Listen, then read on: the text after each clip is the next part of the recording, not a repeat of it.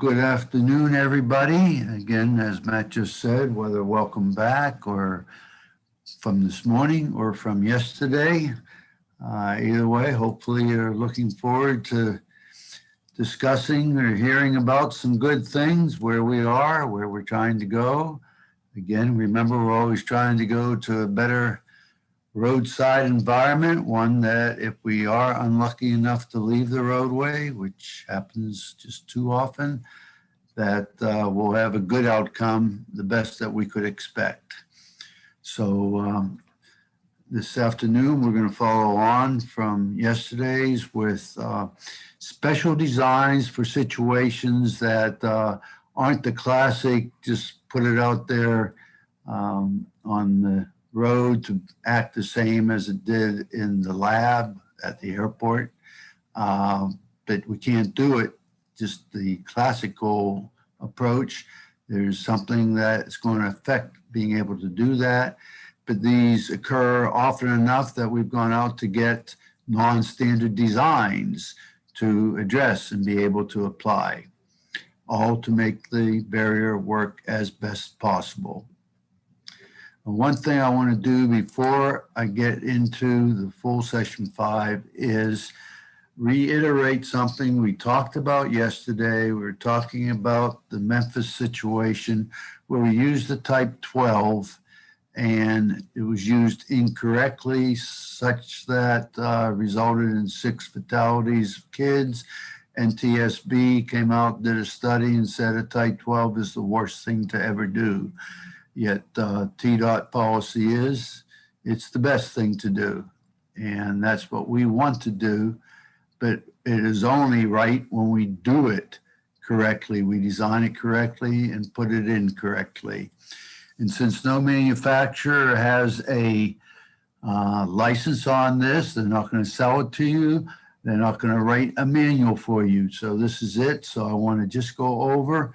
Please use it. It's a great tool for you, especially for locals where you have hardly any roadside at all. It's going right into a cut, prime place to terminate the guardrail with a type 12. But 2 things to keep in mind. One is the slope in front of the type 12. If it is flat, like if it goes right off the shoulder, you can just take the end and bury it, okay, to develop the anchorage. If it is not flat, remember flat is 10-to-1 or flatter slope. If it's steeper than 10-to-1, but no steeper than 4-to-1, we tested it on 4-to-1, okay, you can use it over that slope, but in order to comply with the slope principle of being flat, we have to hold the rail at the same height as if it were at the roadway. And as the ground's sloping away, we fill that difference with a rub rail. Okay, that as soon as the distance between the top rail and the ground increases more than 19 inches, we add the rub rail in an 8-foot long post, it should add, and we still keep it level with the roadway until we either cross the ditch bottom or we reach 45 inches in height, at which point we will hold the 45-inch constant and start sloping down the rail, but it slopes down at a very slight angle, like 1 or 2 degrees, really. So that's one thing. Make sure we never place a single rail bearing in back slope with a slope steeper than 10-to-1 in front of it. Showed you the video yesterday of the man not telling the truth and having the resultant projectile go over. The other is the slide I'm showing now. Make sure we have enough barrier in advance of the hazard. And this is what happened in the Memphis situation. We didn't have it. How do we do that? Well, if we have a natural cut slope, very vertical, okay, like a rock cut, all we need to do is develop the tension. The rock cut itself is like a barrier, vertical wall, and then we need to establish the tension continuity. So that's pretty straightforward. It just means you got to have a rock drill out there to drill holes to put your epoxy in your anchor bolts. Doesn't happen very often, but I know there's plenty around Nashville opportunities I've seen that. But again, it's more for the higher type roads. But if you got a rock cut on your local road, it's perfectly legitimate to do this, okay? The more common situation is we have a actually made cut slope, and they're typically at 2 to 1. Somebody's probably going to say, well, ours are about 1 to 1. And I don't know where the difference between nearly vertical and 2 to 1 makes the difference between a natural barrier of the slope versus a slope that you can actually climb. You can make as good a decision on that as I could. If you think a vehicle could climb up it,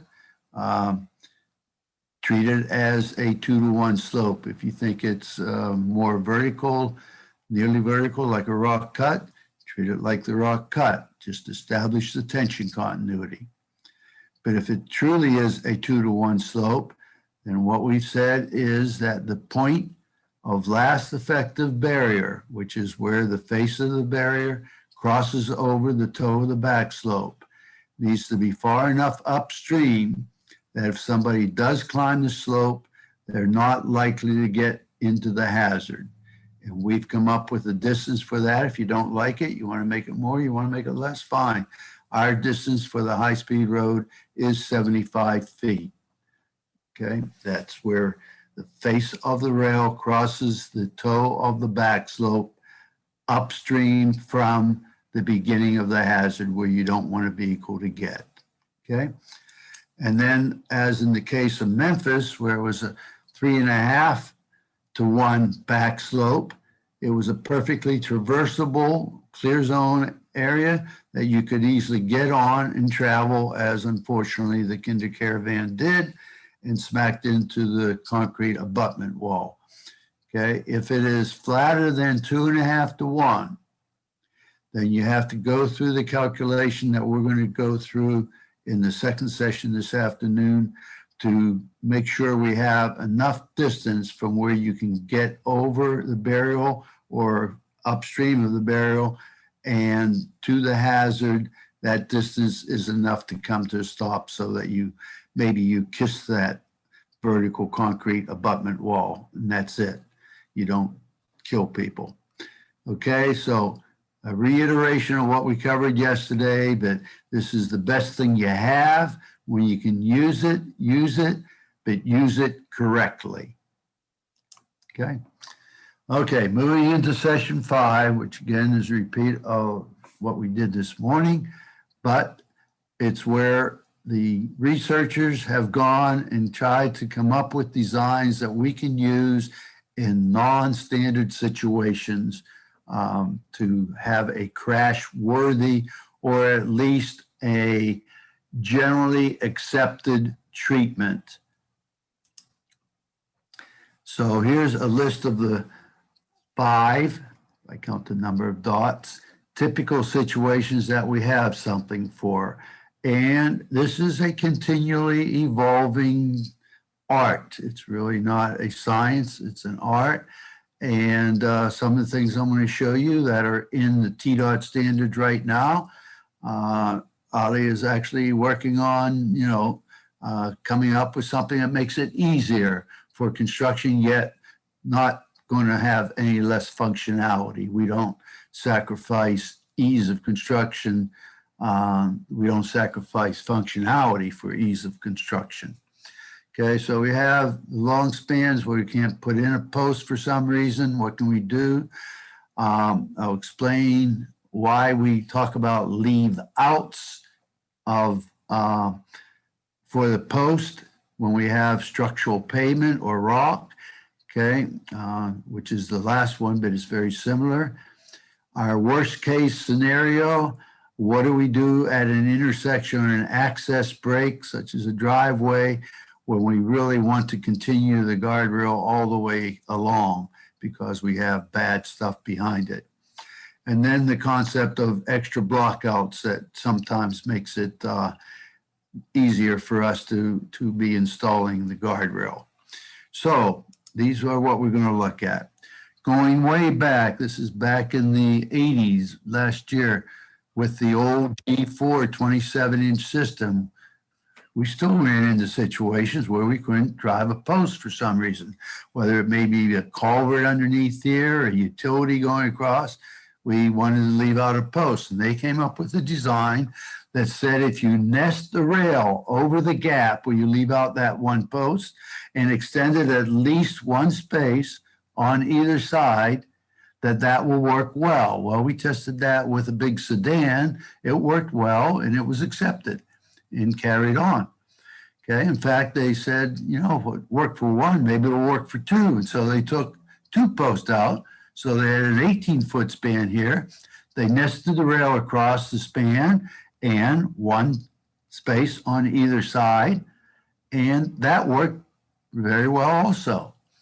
Okay, well, they let that ride for a long time. This was tested with the big sedan.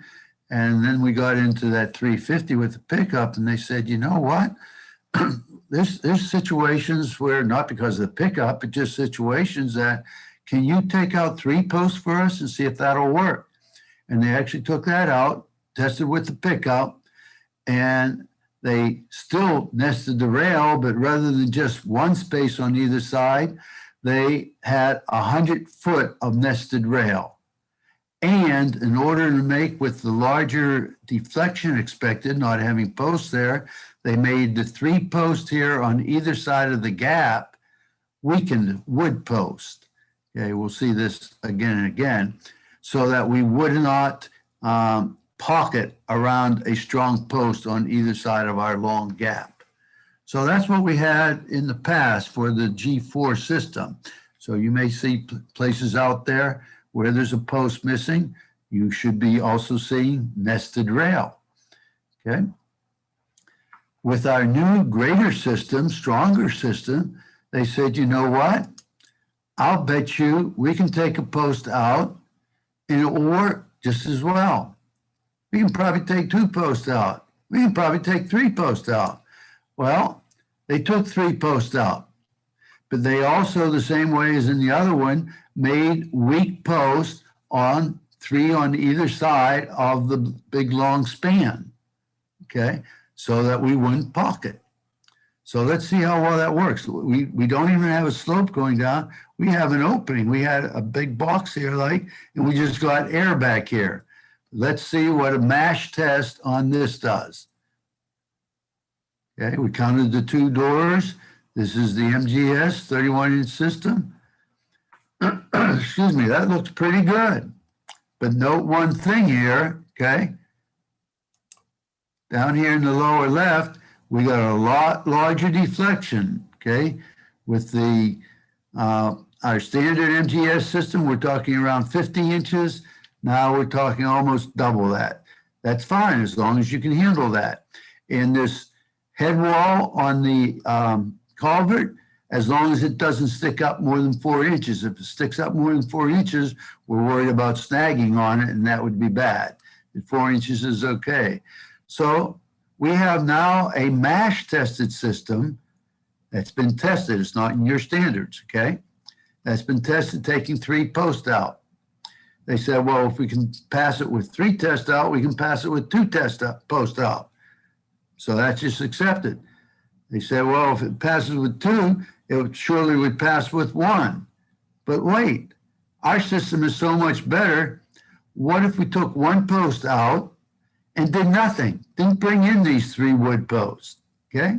Would that work? Well, one way to find out, test it. But I'm going to keep you in little abeyance here. What does TDOT say, first of all, if you can't drive a post? They addressed 1 post, okay? This is in the design guidelines. So you can set it up in the plans, hopefully, but if you miss it, construction, you can be aware of this, okay? We have the standard drawing. that says you can take one post out, but you will, as we'll see on the standard drawing, nest the rail, like in the old time, okay? It says if you have more than one post, we're still investigating, as you'll see, what to do about more than one post, but we have the situation. So what is the guidance today? We have in the SGRS 3, the ability to attach a steel post to a concrete slab, okay, for up to a 25-foot span. And we'll see that coming up, okay? So here's the SGRS 1 post out, but as it says here, if you can read, nested for 37 feet, okay, on extending at least one open space on either side, okay? So if anybody has constructed guardrail, you know that doing nesting is not very nice, but it's still better than having to go back to the yard and get a core drill or to build that concrete pad and then bolt in a post to that, or almost any other way except for what the next slide is going to show you, okay? With our great new system, they said, we'll take that one post out, do nothing, okay? Just take it out and walk away. Let's see whether that worked. So overhead view, end-on view, and you can see down the lower left, it was pretty much the same deflection, surprising, as even when we had a post in there. Well, deflections change every time you run it, so it's not much more like taking the 3 posts out. So we can just go down the road and take one post out every other one, right? No. Okay, so we have down here in the bottom left, again, a limit. You can only do this at the most once every 50 feet. So now we're going to see runs of rail that every 50 feet there's a post out, right? No, okay. This is just something, because there's no additional cost, is actually a cost savings. In the standard as it exists today, you're not going to elect to do that because driving a post is a lot easier, probably even constructing on concrete is a lot easier than doing the nesting. Maybe, maybe not, that's your choice. But it's not easy than doing nothing. This is doing absolutely nothing, but it's a successful test when it's absolutely necessary. We want to have the post in there, but if we have a culvert under there, we have a utility, you can't do it, you know, within the driving, the embedment distance. We have a way here that's been crash tested. You can see that's a mash truck. You've seen it enough, okay? Let's go on. So that says for one, do nothing.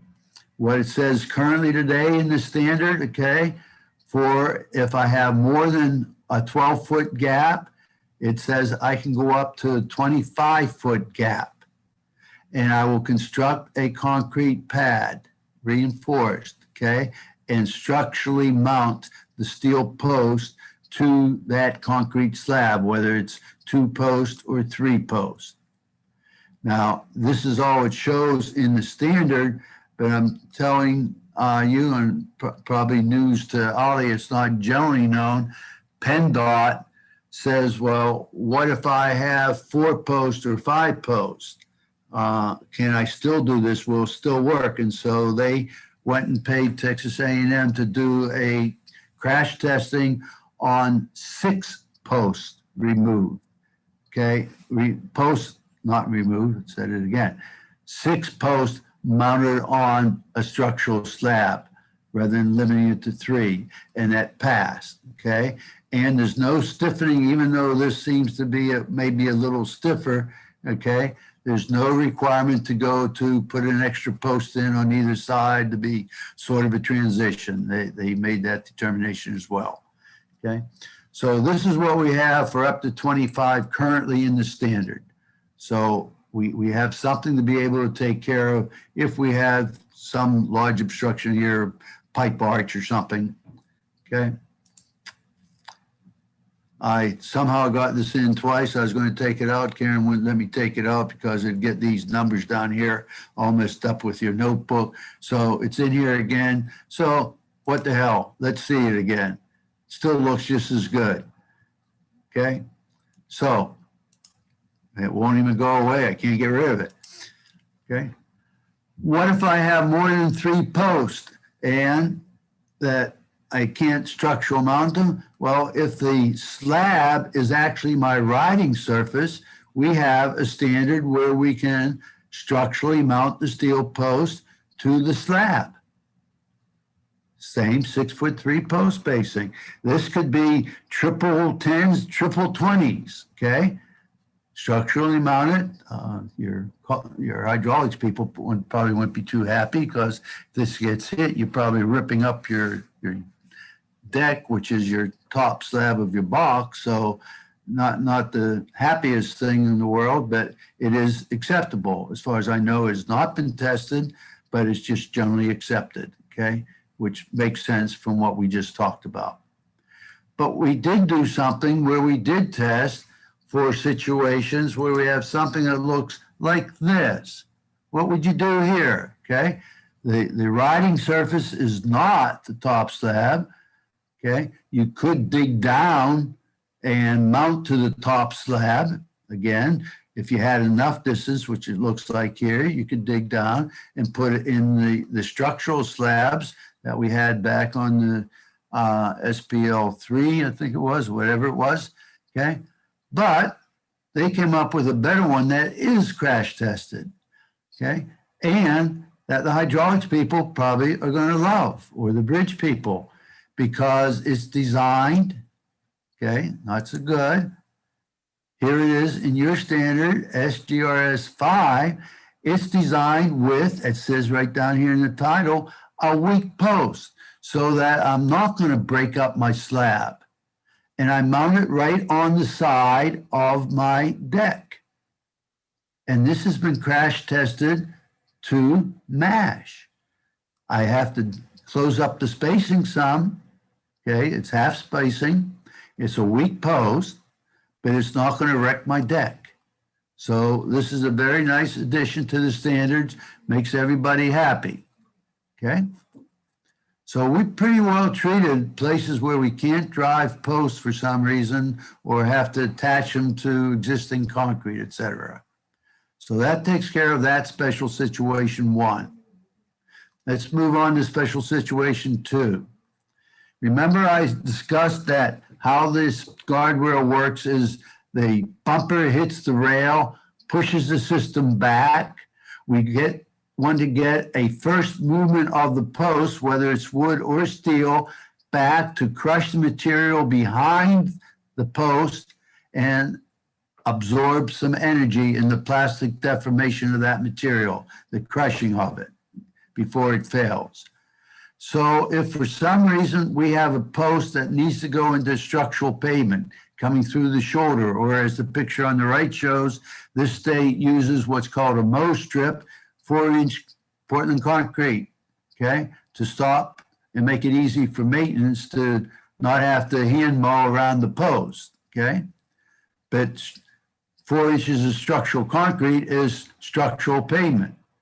So they wanted to say, will this still work? Well, they wanted to come up with a textbook answer. And what they did is they said, you will have a leave out at the post, not have structural pavement concrete at the post. Here it looks like it's concrete, but this is a very weak grout, 120 PSI grout, okay? That will crush when the post starts to push back before the post fails. So I get that same performance as the ideal performance that I got in the field where I pushed the post back some before failure, okay? So this is not addressed in the standards, but this is what is desired for textbook performance. If you're going to push towards textbook, let's do it right. Look over here. I say in my section here that I need 7 inches of that weaker material behind the post to crush. what they do here, they drilled about, or they left a leave out of about 18 inches. Nice round circle. And then this state uses nice round posts, so they put it where? Right in the center of the circle. Well, guess what? What about my 7 inches behind? I no longer have it. So this leave out should have been offset so that the post could have been at the front of the circle, such that I would have the minimum 7 inches behind. It looks real nice, but it's a lot of work where they didn't achieve what was trying to be achieved. Okay, so let's make sure we know what we're trying to get, then we'll get it. Okay, so that 7 inches was missed, and a lot of work done for only somewhat of an improvement. Okay, number 3 situation, worst problem we have. We don't know what to do. Well, you got to do something because it's out there all the time. And something like this is what we typically end up with. How likely do you think I would be safe if I left the roadway up here on the other side of this intersecting road, smacked into this radius rail right about here at 55 miles an hour? Well, I think I'd be kissing this pole here, and it wouldn't be a sweet kiss, okay? Because I have no tension in here. This is just going to push back. I may even jump up, go up in the air and hit here, okay? Not a good solution. Problem is, what is the solution? Well, we have guidance, okay? For the designer, it says at the intersections or access points, this can be driveways as well, okay? Go to drawing SPL2, and it's got several approaches we'll talk about.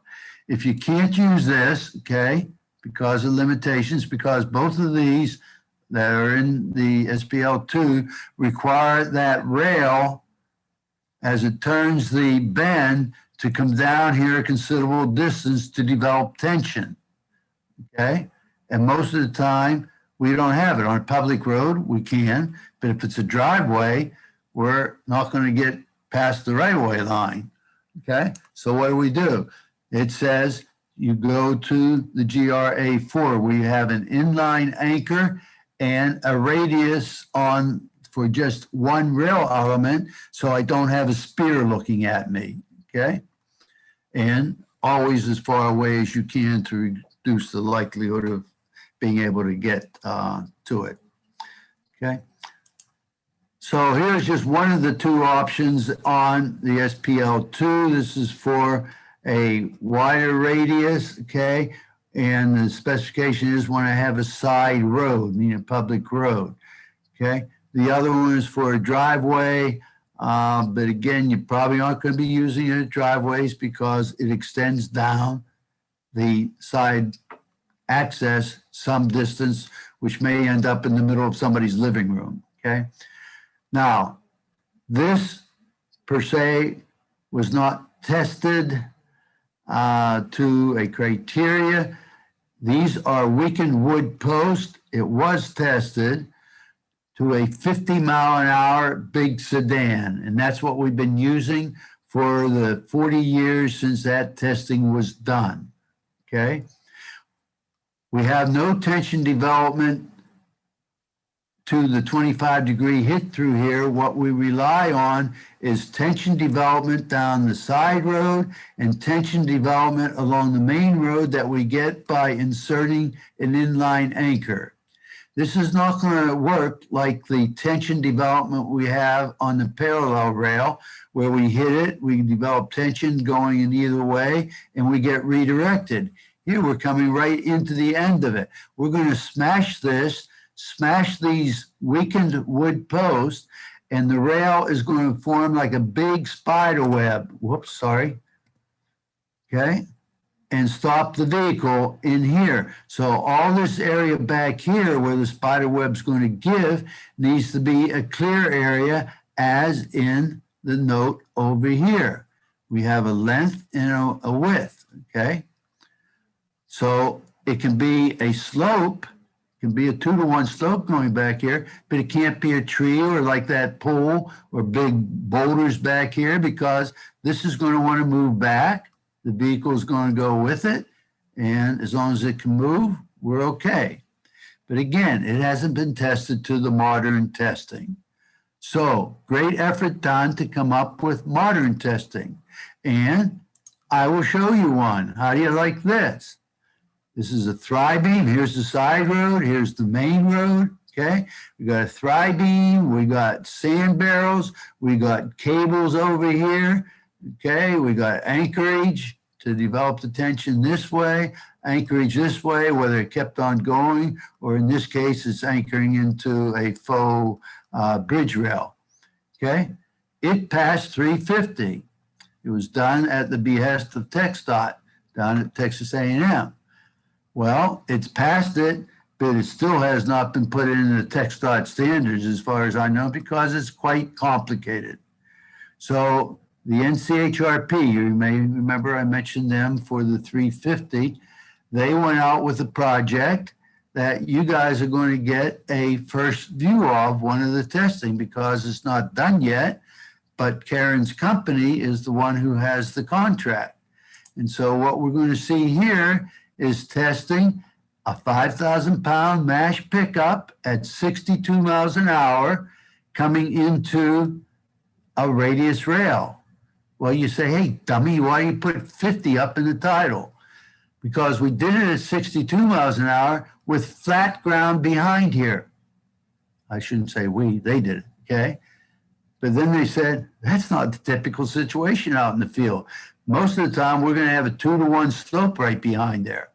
So they went back and did simulations, said, it probably is not going to work at 62 miles an hour, but I think it will work at 50 miles an hour. So what you're seeing here is a 50 mile an hour, 5,000-pound pickup, okay, hitting on a radius. This is an 8-foot radius, even tighter than what you have in your standard at 15, which is the minimum you're allowed, okay, with a 2-to-1 slope behind it. You think it's going to work or not? Well, what the heck would I be showing it to you for if it's not going to work? See how the rail just wraps around that car? Uh-oh, it's no longer wrapped around the car. It's not a car, it's a pickup truck, the vehicle. But the vehicle's stopping. Why? Well, it's a little more complicated than just putting rail around the radius, okay? First case is 10-gauge rail. In second case, it has 2 cables in here. You can see one, if you're real sharp-eyed, under the rail, and there's also one on the front of the rail in the valley. Those 2 cables are what stopped this pickup, okay? But this was a successful test. It met all criteria. It acted essentially like a big crash cushion. So now we have something that for test level 3 modified up to 50 miles an hour, we're going to use it any place. It's the only thing we have, okay? So, but we have a crash tested treatment that's in advance of what we had in the standard, the SPD, whatever it was, -2, okay? This is up to date, okay? Well, you have one other thing. It's, remember, it said in the directions in the design guide that if SPL2 doesn't work, then you go to SPL4, which is going to be the typical driveway. And what it is, it says, okay, we need to leave this access point here. We want to have rail running continually with tension continuity. As soon as we put the access point in, we've lost the tension. So we're going to call for an inline anchor to be placed in here. Okay, inline anchor is just a type 13 where the rail keeps on going. Okay, so that develops tension for downstream down here. Through here, we have no tension. If you hit here, you're going right through. Whatever's back here, you're visiting, okay? Some states will pay a lot of money and put a type 38 crash-worthy in treatment here. That's crash-worthy. But what if you miss it? You're still going into all this, okay? So it's a duty, damned if you do, damned if you don't type thing. We don't have a good answer for the driveway access, okay? We are developing this last one for when it's a public road and we can run the rail down. This rail only went down here like 25 feet. And if that's all you need, then we're good to go. We have the tension development. If you need on the side road to be having barrier, then the barrier will develop the continuity of tension, okay? But this is one of the best practical approaches we can do. Certainly not crash worthy. You're going to go through here. There's no tension development, but along the main line, you should be redirected because we added the inline anchor to get the tension. Okay, that's it for that very, very difficult. And again, you can see we're not quite there and we're never going to, well, hopefully we will be there, but I don't know how we're going to get there. You do have some rock in Tennessee. What do? Hopefully all your contractors you work with have a core drill. Because if you have a rock ledge and you're trying to put a post into the rock that's closer than the full 40-inch embedment depth of the standard post, you're going to have to be working on that rock. And they divide it up into two. This has been crash tested to know, and it's been by the Federal Highway, a letter addressing it. And it's based upon the two is, what is the depth of my overburden of soil above the rock? If it is less than 18 inches, it could be right at the surface, it can be down 17 inches, okay? Less than 18, you're going to bring out your core drill and you're going to core, if it's a steel post, a 21-inch circle. If it's a wood post, a 23-inch core, okay? And this is so that the post will be able to move before it fails. You come in and you will core a minimum 24 inches into the rock. That is, and then you backfill it with either the millings, the clippings, or dirt, whatever you want, okay, to make it the same as it is where you don't have the rock ledge, okay? And that will allow this movement back, the 7 inches, okay, so that we absorb some of the energy and make sure we don't rupture the rail. If the overburden is greater than or equal to 18 inches, okay, I don't think we're going to be out there measuring it exactly, okay, then you only need to core into the rock a minimum of 12 inches or to full embedment, okay? And it doesn't need to be this great big core hole. It can be just so that the post itself will fit into the hole, either 8 inch if it's a steel post, 12 inches if it is a wood post, okay? Well, I looked through the standards and I couldn't find anything to address this. So what do you do in Tennessee? Well, you read the specs, silly, okay? And very specifically in the 705 spec, it says if you have rock within 18 inches, all the stuff I just got done saying, okay? If it's more than 18 inches, what I just said. And then the spec goes one step farther because 20 years ago you had a problem in Tennessee where one contractor's people didn't like drilling into rock, didn't like trying to pound the steel tube into rock, and so they went to the easy way and they cut it off, okay? And so to prevent that from happening, there's very specific instructions saying, for the end terminals, the last two posts are where we get our resistance for a hit downstream to develop the tension. Those will be to either the full depth or a minimum of 36 inches into the solid rock, okay, to develop that resistance to the pull and either the tension or for the soft stop in the modified rail, okay? So very specific guidance in this, excuse me, that's not guidance, requirements in the standard specifications if you have the rock, okay? And sometimes the designer may not catch that as rock, and the first time you know about it is when the pile driver, the post driver, starts going ping, ping, ping, okay? If you have to, for those end treatments, okay, or any place else along the rail, put a hole in there, core drill it, okay, and there's no bid item. This sets up so that you don't need to have a change order it says you will be paid twice the contract unit price per lineal foot. Okay, so a very nice addition there to make it easy on you field people. Okay, so that takes care of rock. Any questions? Okay, I would ask a question, how many people have ever encountered rock, but I won't take the time. Okay, for a standard runner rail, if you're going along and all of a sudden you can't drive it, maybe there's a boulder there, but it's not a big boulder, or maybe there's something you just, maybe there's a, I don't know, a drop box or a utility box, something that if you tried to put the post in the normal place, it won't go. But if you could just move that post back 8 inches, 7 inches, you could drive it. Well, we have always said, this is nationally accepted, okay, that you can go to 2 8-inch blocks anytime for as many posts as you want. Remember, the whole purpose of an offset block, a block out, okay, is to minimize the snagging of the wheel on the bottom of the post where it goes into the ground. And the farther you have the rail in front, the less likely the vehicle is going to get to the bottom of the post, okay? But then we go on one.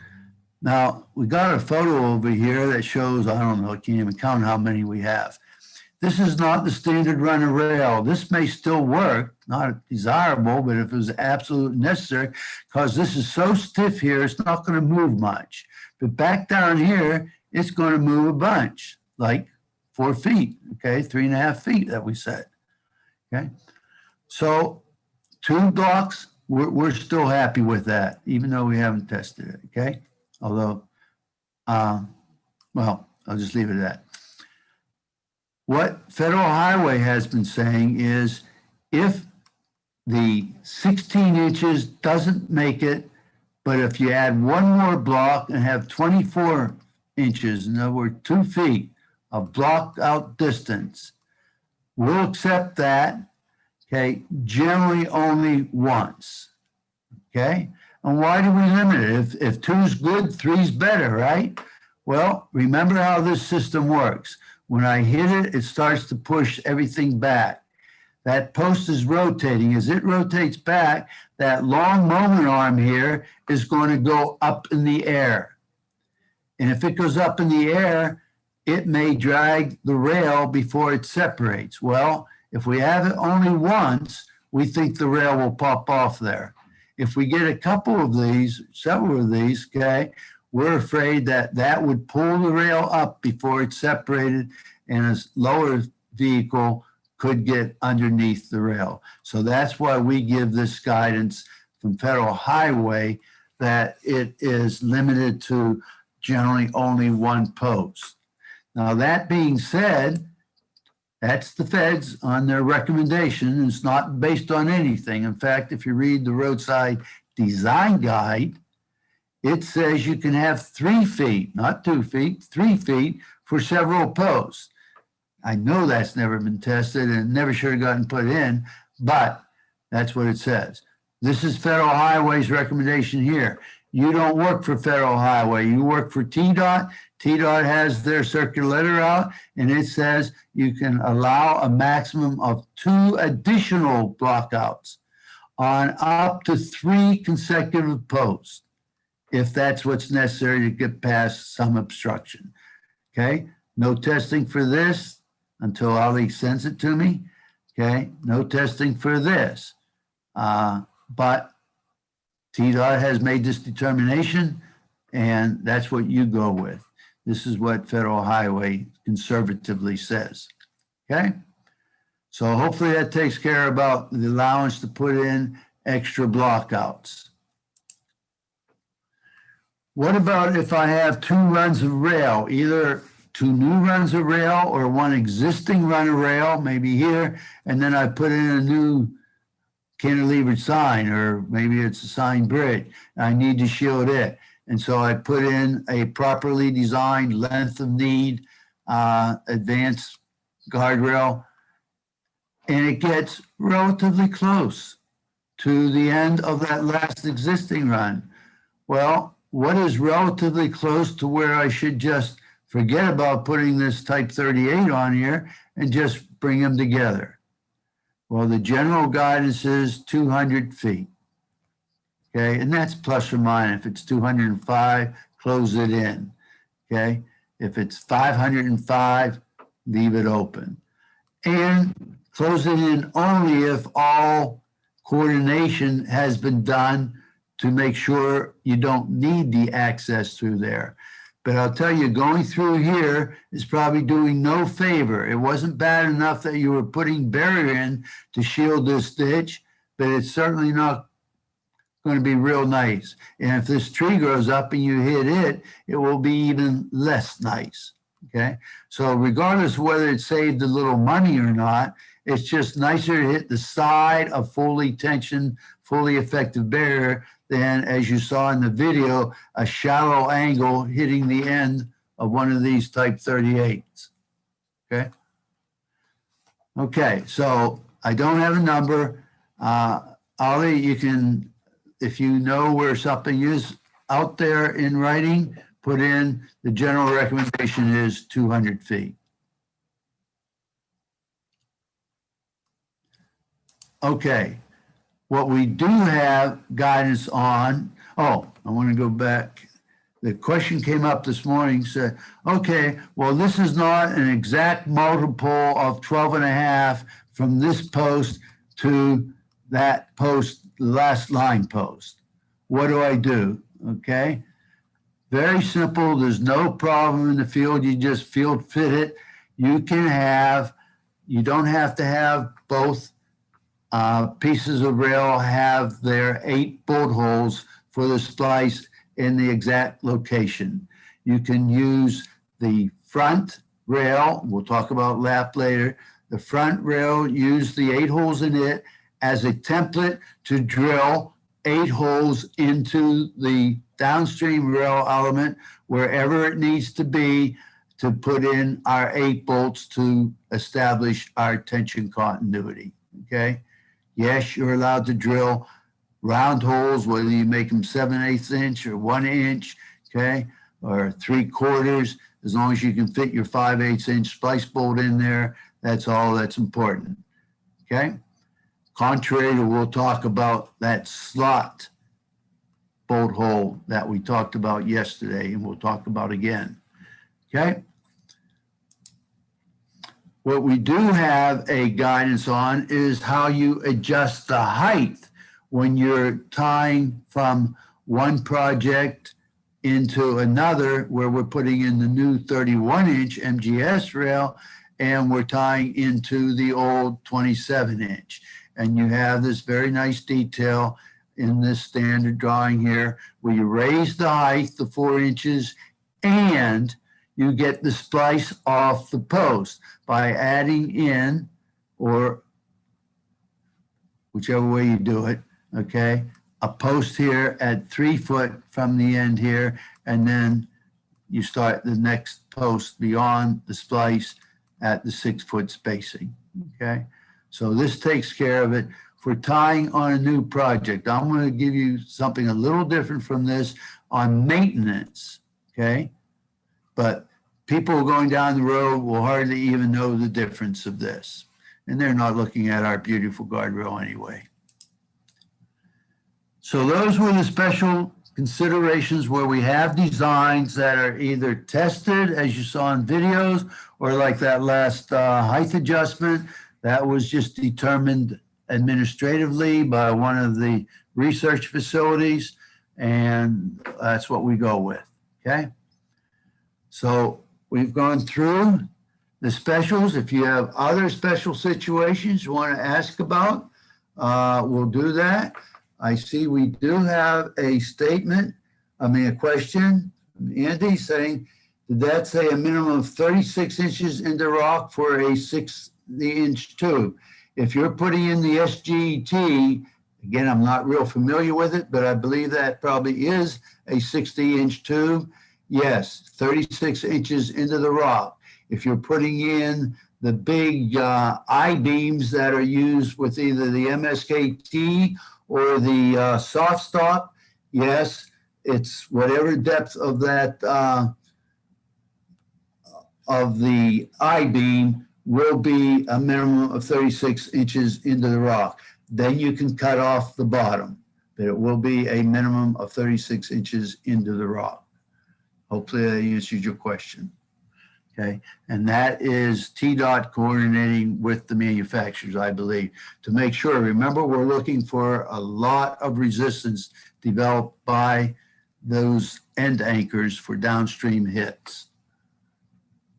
Okay, sure, Henry. Okay, it was after lunch, and we're going to have two more sub-sessions, one session on talking about nuts and bolts. Okay, so let's take a 15-minute break now. So I got 153. Let's go to 208, and we'll see you back here to start talking about length of need first. That's very important, and then installing. I think I'm getting, okay. Got another comment here. Gina, thank you. We run into situations sometimes where we use graded solid rock to stabilize an area. The installer usually can't drill that. Absolutely not. We cut a trench and backfill with pug mix, which I am assuming is, does this pug mix need to be compact? Well, I guess what I was going to say, pug mix was sort of like the weak grout I talked about. It needs to be, if it's just dirt, whatever, it needs to give the same solidity, I'll use that word, as if I had soil there, so it can act the same. That's, you know, I've had people ask, well, can I drive through the graded solid rock? Pretty hard to do, and who knows where the post will end up. So this sounds like a good idea, cutting the trench. What if the pug mix is a softer material, like if it was just sand, it needs to be packed in there, okay? Now, 100% compaction, you know, strong soil. We only require 98% of T99 or whatever you require for standard embankment. That's what you would be looking to try and get, something to replicate your standard soil. Great question. Okay, welcome back. And it looks like I'm trying to go backwards. But I just want to build on Andy's comment and give Ollie a kudo here. You notice, yeah, doing the nesting is a problem. Reading that standard, as Andy points out, a little bit not exact, maybe a little contradictory, but Ollie's always looking for places to be able to improve things, as I said, and I just want to reemphasize. Okay, so on this slide, in development, to be able to get rid of the requirement currently in the SPL1 of having the nested rail. This is very simple for construction. Again, reiterating again, we're not doing it totally for ease of construction. We want to make sure we have equivalent functionality. So gives me a nice opportunity to show what Ollie is trying to do for you all out there. And if you have ideas, send them into him, okay? So now we're going to move on to session 6. Okay. And the first thing we see is length of need. Well, that's a design issue, right? What are we talking about, installers? Well, no designer is going to get it right all the time. So we're begging that those out in the field, or if you're a one-hat-fits-all person from a local agency where you both looked at the design and are checking the installation, a quick way, and even for a straight designer, to check whether length of need is satisfied, that third big deficiency. So we're going to go over that from a field viewpoint. Then we're going to go through what is proper installation and what are common errors that we see again and again repeated so that we don't continue that bad track record. And finally, it got 9 slides here on maintenance, that very difficult decision. Should I or should I not have to do something yesterday, today, tomorrow, or next year? Okay, so what we're going to do, make sure you're aware of length of need and a procedure for you to check in the field to see whether we're relatively close, not within a foot, not within 12 and a half feet, but within about 30 feet, yeah, okay? And then we're going to go through a barrier system, the standard run of barrier, the transition, the terminals, and talk about the key components and what should be done and these common errors that we see again and again, and then just a general idea about maintenance, okay? So AASHTO, in one session or one place, identifies length of need as effective barrier. How much effective barrier do I need in advance of the hazard? Yes, I'm going to have barrier starting at the beginning of the hazard, but I also have to have barrier in advance of that for a vehicle coming down the road and leaving the roadway in advance of the hazard, okay? And so I want to be able to intercept them from getting to the hazard and redirect them as barriers should, okay? So what is the theory of length of need based on?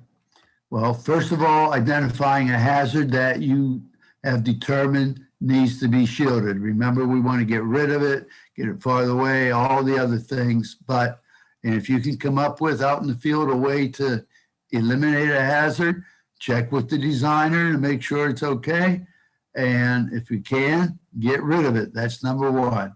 But assuming we have the hazard there, we can't do anything about it, we are going to shield it, then we're going to go to how much do we need in advance. And it's based on all this R value, okay? Run out length, sometimes call it L sub R. It's a distance from where the hazard starts, upstream of it, a given distance that if I go 1 inch farther than that, or any other distance farther than that, and leave the roadway at that point, I have sufficient distance because all of this, by definition, is not my hazard. Here's my hazard, okay? Well, I'm not looking at what angle I'm leaving the road at. That can be anything, okay? But I'm going to look at coming up with a value, L sub R, R, run out length, okay? And that value obviously is going to be based upon speed. And then I'm even going to add in a factor of what's my exposure, what's my volume. I'm going to provide more distance, okay? More amount of distance here, safe recovery distance, if I have a lot more chance somebody's going to get there. I have 20,000 ADT versus 20 ADT, okay? So this is the whole theory. Now, how do I apply that theory? Well, here's my L sub R, okay, my run out length measured from the beginning of my hazard to that point on the edge line where if I leave the roadway upstream of here, I'm not getting to here. But if I leave the roadway downstream from here, I could get to here, okay? So that's my L sub R. Here's my hazard. I'm going to have a back to that hazard. Now, it may be a defined point, or that hazard may continue. Maybe it's a river and it continues forever, okay? Then I'm going to limit the back of my hazard to what the design clear zone is. And if you don't have a design clear zone, I'm going to tell you if a high-speed road, just use 20 feet. Excuse me, 30 feet, high-speed road, okay? Lower speed road, maybe you pick 20 feet. Real low speed road, you pick 10 feet. Whatever, I'm looking for this upstream corner of the hazard not to typically exceed the clear zone I want to have, or I do have on my roadway. I'm going to draw a line from that point there to the point L sub R upstream on the edge line. This becomes my line of interception.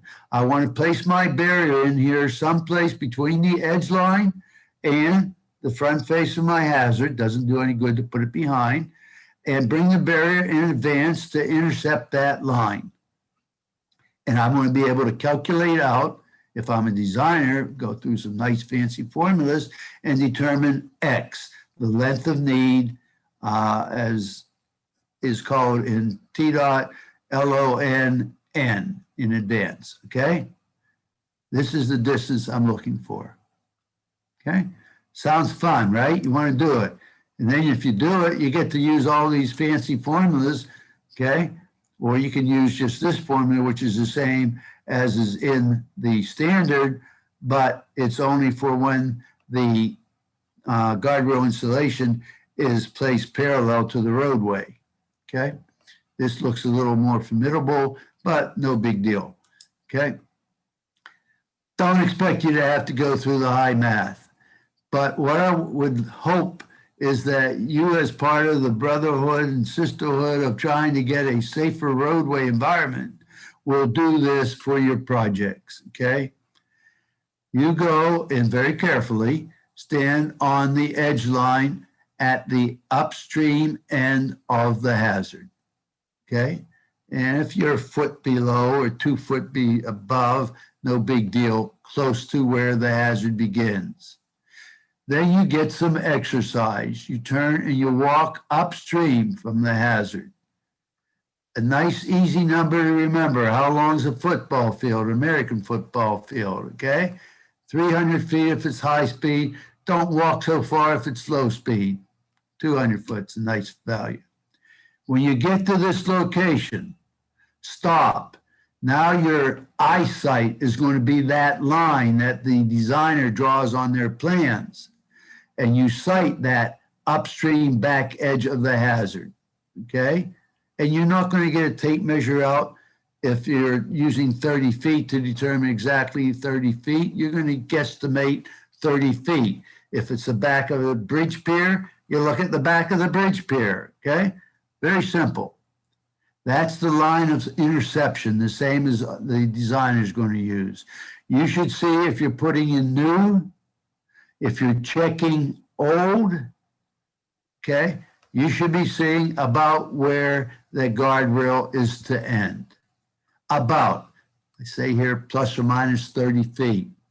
I'm talking the difference between, remember, I showed minus 12 feet way back when I showed you a picture of a installation of a cut to fill transition, okay? And I could show you many others, which I showed the designers this morning, where we're just totally deficient. You know, we have 50 feet, 100 feet, and it should be 250 feet, okay? So if we're within 30 feet for this check, we're good. If we're outside of that, get in touch with the designer and say, are we sure? Do we have it?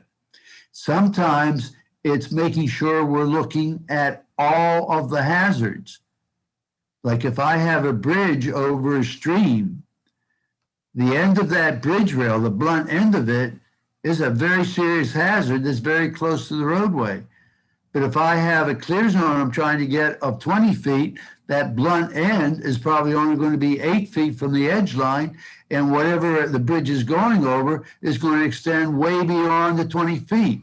But you better shield it, what the bridge is going over, for that 20-foot width of your clear zone. So this is also a problem that's many times missed, not identifying all of the hazards that need to be shielded. Please help us out, okay? So if you didn't write just the words, how about a little diagram here, okay? So we identify the hazard, we identify the back of the hazard, okay? And what do you call it? You don't even call it anything. Identify the back, limit it to the 30 foot because you don't know what the design clear zone is out in the field. Do your walk, one of these two distances, okay? Upstream, stand on the edge line carefully, maintaining traffic, okay? Eye that back point, and that's where you should be seeing plus or minus this 30 feet, either the last post, the second post, I don't care, okay? I think you all can handle that. And that's going to improve our roadside for us. Okay. We have something in that same circular letter, okay, that if length of need is deficient, we can be improving it, okay? And it says if we have something out there, sometimes we may add a whole total of 200 or 300 feet, okay? Rather than just going out there and plopping 200 feet down or 300 feet down, maybe we don't need that much. Do the exercise, okay? You don't have to go through all the mathematics of the SPL1 to determine the need. If you want to, call the designer, have them do it. If you like doing it, do it, okay? But maybe just doing the exercise that I just showed you is sufficient. And then document it, because you have this in writing too, okay? So to the total length of 200 feet, that may be adequate, may not be, okay? And if we're in a cut section, the use of the type 12, doing what I went through at the beginning of the first session, okay? Checking the length of need to make sure that works. If it's vertical rock cut, make sure you have an adequate anchorage. If it's a 2-to-1 slope, make sure you have the 75 feet. And if it's flatter than 2.5 to 1, do the same exercise, walk the 300 feet or the 200, whichever is appropriate, okay? There you see it again. This is one I was referring to. I showed you at the beginning yesterday morning, okay? This actually has a negative 12.5 foot length of need, because the beginning of the hazard is right here at the cut to fill transition. This does not become effective barrier until the third post, 12.5 feet down, okay? So this just left a great big opening here. Plus, if I hit on an angle on the end, I'm still going through, okay? So as I said before, this is an ideal situation where this should have been a type 12 buried in back slope, where the point where I cross the toe of the back slope is 75 feet back from this point here. And then I bury it into the back slope with the standard burial, the 50-foot long, 1 foot deep, okay? Also, if you are working with a one-way roadway, recognize that the downstream end, okay, you have to bring effective barriers so it's no longer able to leave the road and get into it. Well, typically maximum angle we say is 25 degrees. You can't leave at an angle greater than that. Well, of course you can. We saw in the video yesterday. But 25 is what we could use, but that's a little difficult to go through all the calculations of that. So we just typically use 90 feet. Make sure on a one-way roadway you have effective barrier to the end of the hazard, okay? So only on a one-way roadway where you can't get hit from the other side. And then what we're going to do is develop tension and effective barrier at this point.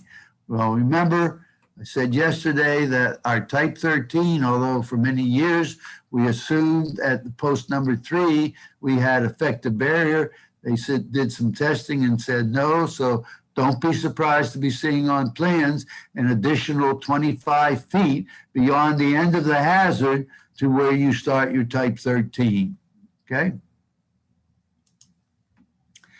Now let's look at our whole barrier system here for a second, and specifically the downstream end of the hazard. So I'm coming from right to left. I am going to have a length of need of effective barrier in advance of the beginning of my hazard. Now some of that effective barrier can be made up of part of the terminal. Remember I said we have a BLO endpoint on the terminal, typically about 12 to 16 feet in from the very end, okay? That is effective rail. So I can count that as part of my length of need, okay? Then I have the length of the hazard that can go any place from 2 feet to 200 feet to 2,000 feet. I'm going to have barrier in front of that. Now I get to the downstream end for traffic going from right to left on my hazard. If it's a one-way, it's what I just said. You put the 25-foot more of standard rail and then the type 13. But most of your cases is going to be two-way traffic. And you have three different situations. One, where the hazard itself is inside the clear zone as measured from the center line, okay? So I measure and see if my clear zone is out here, then my hazard is in the clear zone. I'm going to do the same thing I did on this side for this side. I'm going to walk 300 foot down the center line of the road, okay? Shaking your hands at everybody who's beeping the horns at you. And I, 300 feet high speed, 200 feet low speed, the back of the hazard, and that's how far the barrier should extend beyond, well, it's where it should end, okay? Case 3, the hazard itself is outside. Here's the end of my clear zone, okay? But the barrier is inside my clear zone. Now I have to worry about that end of the barrier being a hazard, okay, a spear. And so all I'm going to do on that is put a type 38 or type 21, whichever is applicable, on the end. That develops the tension for everything upstream and makes the end of the barrier itself relatively safe. The last one, case 4, okay, the barrier as well as the hazard are outside the design clear zone. Look what I have here, okay? Even though it's outside the design clear zone, I'm saying use an expensive crash-worthy terminal unless it's excessively outside, okay? If I have a 12-foot lane and an 8-foot shoulder offset to the face of my rail, and my clear zone is 18 feet, and that put the blunt end of my type 13, if I put it on there, at 20 feet, there's nothing sacred about 18 feet. Somebody could get there. Don't let somebody get speared on something we're building out there, okay? So at some point, though, it's going to be very unlikely somebody's going to get there. Say you have a 4-lane roadway with 10-foot shoulders, okay, undivided. So you have 24 feet of lane width and 10-foot shoulder, and now it's at 30 feet to the face of the rail, and maybe my clear zone was 18 feet. Well, maybe I'm not going to do anything to the downstream end except treat it as a one-way roadway up here, okay? There's not an answer for every situation. You're going to have to think. And sometimes there'll be 2 answers if 2 different people, or depending on the day you look at it, you may have a different answer, okay? This is not an absolute. It is an art, and you have to apply the art as best you can, okay? And then if you're putting out, well, you're not going to be putting it out for bid, so I didn't need to put that on this one. Okay, a barrier system is made up of different components, okay? We're going to have a standard run of rail. Within the length of barrier that we need, not the length of need, but the length of barrier that's needed, we may change from one type of barrier to another, most commonly from W-beam to bridge rail. And then we're going to have to put that special section in to be able to change from the softer barrier here to the harder barrier here that we call transition or guardrail to bridge attachment, okay? And then we're going to have to end it someplace. And so we're going to put in a terminal, okay? That can provide some of our length of need as shown here. And we have the mirror image on the other side depending upon whether it's a 1-direction or 2-direction roadway. Okay, so we're going to break it up into the standard section, talk about it, proper installation, then the transition, and then the terminals. We'll take a break once we finish the first 2, and then we'll talk about the terminals. Okay, so standard run, transition, and treatment. What do we care about on the standard run? Well, we want to put it at the right height. Back with the old G4 27-inch, this was super critical. Now, It's not as critical. We got more flexibility with our great new system. We still want it to be about right. We don't want crap out there, okay? You must have tension continuity. How do we get it? We got to be aware of our 5 principles: deflection, slope in front, the effective barrier and curve, the backing, and the flare rate. And then we have some other things we want to talk about on the standard run of Guardrail, okay?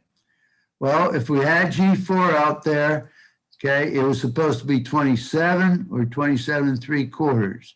Okay, talking with Ollie, TDOT's position is going to be that if we have on an existing project a minimum 27-inch height of the old G4 system, that means the splice is on the post, okay? It's okay to be left. It's acceptable, okay? If it's less than 27 inches and it's in good shape, we'll go through the adjustment that we talked about yesterday. We can raise it up to a height of 28 inches. The extra inches beneficial, okay? And we're good to go. Remember I said you cannot change from the old G4 with the same hardware to the new 31. It doesn't have the 5 slots punched. They must be punched because they need to be elongated so the bolt head will easily, relatively easily, pull through the slot. It won't pull through a round hole easily, okay? So less than 27 inches, we're not happy with it, okay? 27 is acceptable to be left if you, and this is only, as it said, on that standard for resurfacing and restoration jobs. Anything new going in, because it's all the same hardware, goes in at the 31, and you may, if you're tying into old 27, have to use that standard for connecting from 27 to 31 for both the height and the splice off the post. Okay? Pretty straightforward. And we'll talk about what we're going to measure from in a minute. Okay? If it's the new MGS, the 31-inch system, okay? What the TDOT standard says, the SPL 6, if that face of rail is within 2 feet of the edge of the shoulder, it says you will extend the shoulder slope out with a straight edge, 2x4, okay? And this still needs to be at least 10-to-1. If it's the same as the shoulder slope, you just measure from the ground. If it's on a 10-to-1, it'll be a little bit of a drop from the shoulder slope extended, okay? And you would measure from the bottom of the straight edge. That's where you get your height, okay? 2 foot or less. More than 2 foot, we no longer use detail A, we go to detail C. Okay. What are we measuring from? Let's say we're off of the paved surface. We got grass out here. Some places we have grass, some places we don't. We don't measure from a hole in the grading. We don't measure from a clump of grass, the top of it. We measure from a normalized ground, which is what the vehicle is going to be following, okay? If you need to turn that 2x4 straight edge to be longitudinal and press stand on it and measure from the bottom of that, fine, or otherwise make a good guess where the normal ground line is, okay? So that's how we're going to measure from the bottom to the top of the rail, not top of the block or post, which is another inch higher, top of the rail. There is no specification or any place in the standard that says it will be plus or minus 5 inches, plus or minus a half an inch, okay? The standard practice is plus or minus 1 inch. Any contractor that's any worth their salt should be able to get it within plus or minus 1 inch, okay? Again, if it's more than the 2 foot, this must be flat. We cannot place barrier, excuse me, on a slope steeper than 10-to-1. So this will be 10-to-1, and you measure from the ground, not the shoulder slope extended, but from the ground. And remember, that was shoulder slope extended, not level coming off of the shoulder, okay? So relative to the ground, the normalized ground. So never place barrier on a slope steeper than 10-1. These are kind of absurd, but if you're out there and you had a project where somebody said, let's leave it in, this is real old, you can see the washers on the bolts, okay? Pound it down. If it's real low, less than the 27 inches I just mentioned, either pull it up to 28 with the adjustment, if you can make it, allowed to be up to 4-inch maximum, or pull the whole thing and put it in new to the 31-inch standard. How do I establish tension continuity? Well, it's very simple. I have either 12-foot panels or 25-foot panels. I super glue them together. I sell this special super glue. Just send me your checks and I'll send you some. Otherwise, you can use the 8 bolts, the splice bolts, the 5/8-inch diameter bolts, and you get the proper torque on them, right? What's the proper torque? There isn't any proper torque. They're made tight enough that people aren't going to come along and have souvenir bolts, okay? And then when I get to the end, or if I'm tying to something different, I need to have a structural anchorage, okay? That's either by either way we've talked about, okay? So here's we have what should be all 8 bolts snugged up and probably an extra quarter turn, so you can't just come along and take it off, okay? And if we have a guardrail to bridge rail attachment, we'll have the 8 bolts tying to this 10-gauge piece of element right here, and then we have only 4 bolts connecting to the concrete. Well, how does 8 equal 4 or 4 equal 8? Well, because this is a 7/8-inch bolt and this is a 5/8-inch bolt, and that is equal in shear capability, okay? So this is what we want to see, okay? What we don't want to see is somebody said, I need some bolts at home, and they take them home, don't put them in, okay? We don't want to see no connection at all, because now I have no tension continuity. I can just blast right through there, coming either way, okay? And here you can see they didn't like looking up from the bottom, and it's harder to do. And this is, remember, this is nested rail probably, if this is the approach end. And so for some reason, we don't have bolts there. We want 8 bolts, okay? We have a question, is there a specific gradation for the bolts? You would have to look at your guardrail material spec, the 800 or 1000 series, whatever it's referred to, and see what that is. I don't know. I'm not, normally these are not high strength bolts or anything, so probably your grade 5, but whatever it's called for in your standard specs, I'm sure they have a spec for the hardware. Good question. Okay, we talked about the 5 principles yesterday, okay? Deflection. Remember, this 3'6", and these reduced deflections by adding more posts are based on a 62-mile-an-hour, 25-degree impact. If that's not appropriate for your situation, adjust it accordingly. What is accordingly? What you think good when you're thinking clearly, and document it. Okay? Somebody wasn't thinking good at all. Okay? Don't let this be the case. I'm assuming this is a pretty good, even though it's 2-lane road, a pretty good type road, a nice wide shoulder. Okay? This is not appropriate. Be aware of it. The slope in front. The standard is, as long as it's flat, any barrier can be placed any place on the slope. So our guardrail with respect to the slope in front could be any place, as long as this were 10-1. It is not. I think we can all agree on that. So today, this would not be allowed. Okay? 10 years ago, it was allowed before we got into the MASH, because the thought was that projectile that we're worried about, by the time it got this far away, would be down and fully engage the rail.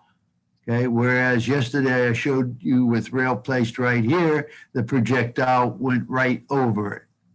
So this existing out there in the field may be satisfactory. You're not going to do it unless it's called for on the plans and your designer has gone through and well documented that it's appropriate in this situation to put it out here. We don't have this opportunity very often to begin with, but this is not per the textbook answer today.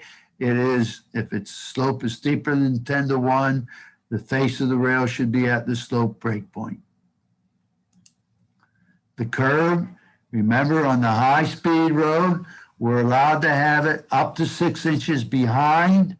Okay, we had lots of discussion yesterday. Is it better, after the session was over, better to have it flush with the face of rail? That's what we used to always have.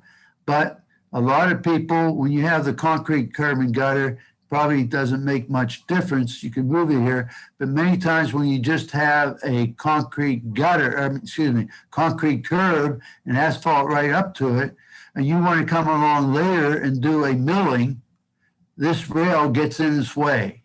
Even just doing asphalt gets in the way. And so there was the want to be able to place it 6 inches behind the face of curb. Okay, now, as Ollie said yesterday, there's a study ongoing about placement of the face of rail with respect to the face of curb, and it's not to be done until June of next year. So I have nothing to tell you except that 6 inches behind the curb was tested at high speed and successful. 8 feet behind the curb was tested at high speed and was a failure. 6 foot, the worst offset behind the face of curb, was tested at intermediate speed, 45 mile an hour, and was acceptable. And so placement of the rail any place from flush with the face to 5,000 feet behind is acceptable at the intermediate operating speed of 45 miles an hour. Okay? So we talked about that yesterday. Here's your standard detail C, showing it behind the top of the curb, not flush with the face. And this is totally consistent with what the testing was, and this is what you have. Okay, the question that came up, can I move it closer? You can, if it needs to be. We had a federal highway representative saying that he would prefer it there. That would be between you and Ollie. So we got a question. Was the testing performed with mountable or non-mountable curb? We don't use those terms anymore because there's no such thing as a non-mountable curb unless you're talking about like an 18 or 20 inch curb. We use vertical curb or slope curb, okay? And it was the curb just as you have here, whether I call that vertical, okay, as you have in the standard, it was a vertical curb. But don't get caught up in this non-mountable curb. There's no such thing. Come to lunch with me, buy me my lunch, and I will demonstrate how I can mount any curb that's not more than 10 inches high. Okay, good question though, Jonathan. I'm just being a smart ass. Okay, we went through having the support and where Ollie gave you the benefit of not having to have the 2 foot flat. It could be as steep as 6 to 1 behind here. You could still use a 6 foot long post. If it was steeper than 6 to 1, up to 2 to 1, it needed to have the 8 foot long post. Okay, so we talked all about that. If anybody's asking a question, come at it. Okay, very, very nice. Very practical approach Ali has provided you all. Okay, remember we said yesterday, if you can build the platform to get the 2 foot of grading behind, that's nice. And I don't think I see it done very often. And right here, and I'm not talking about Tennessee, I'm talking about any place in this country or any other country. Okay. And there's your bid items. And which is very nice if they're included in the plans. If you have to go with an 8 foot post, you have a way to pay for it. Okay, this is not too far from my home. This is on an interstate, so not a local road.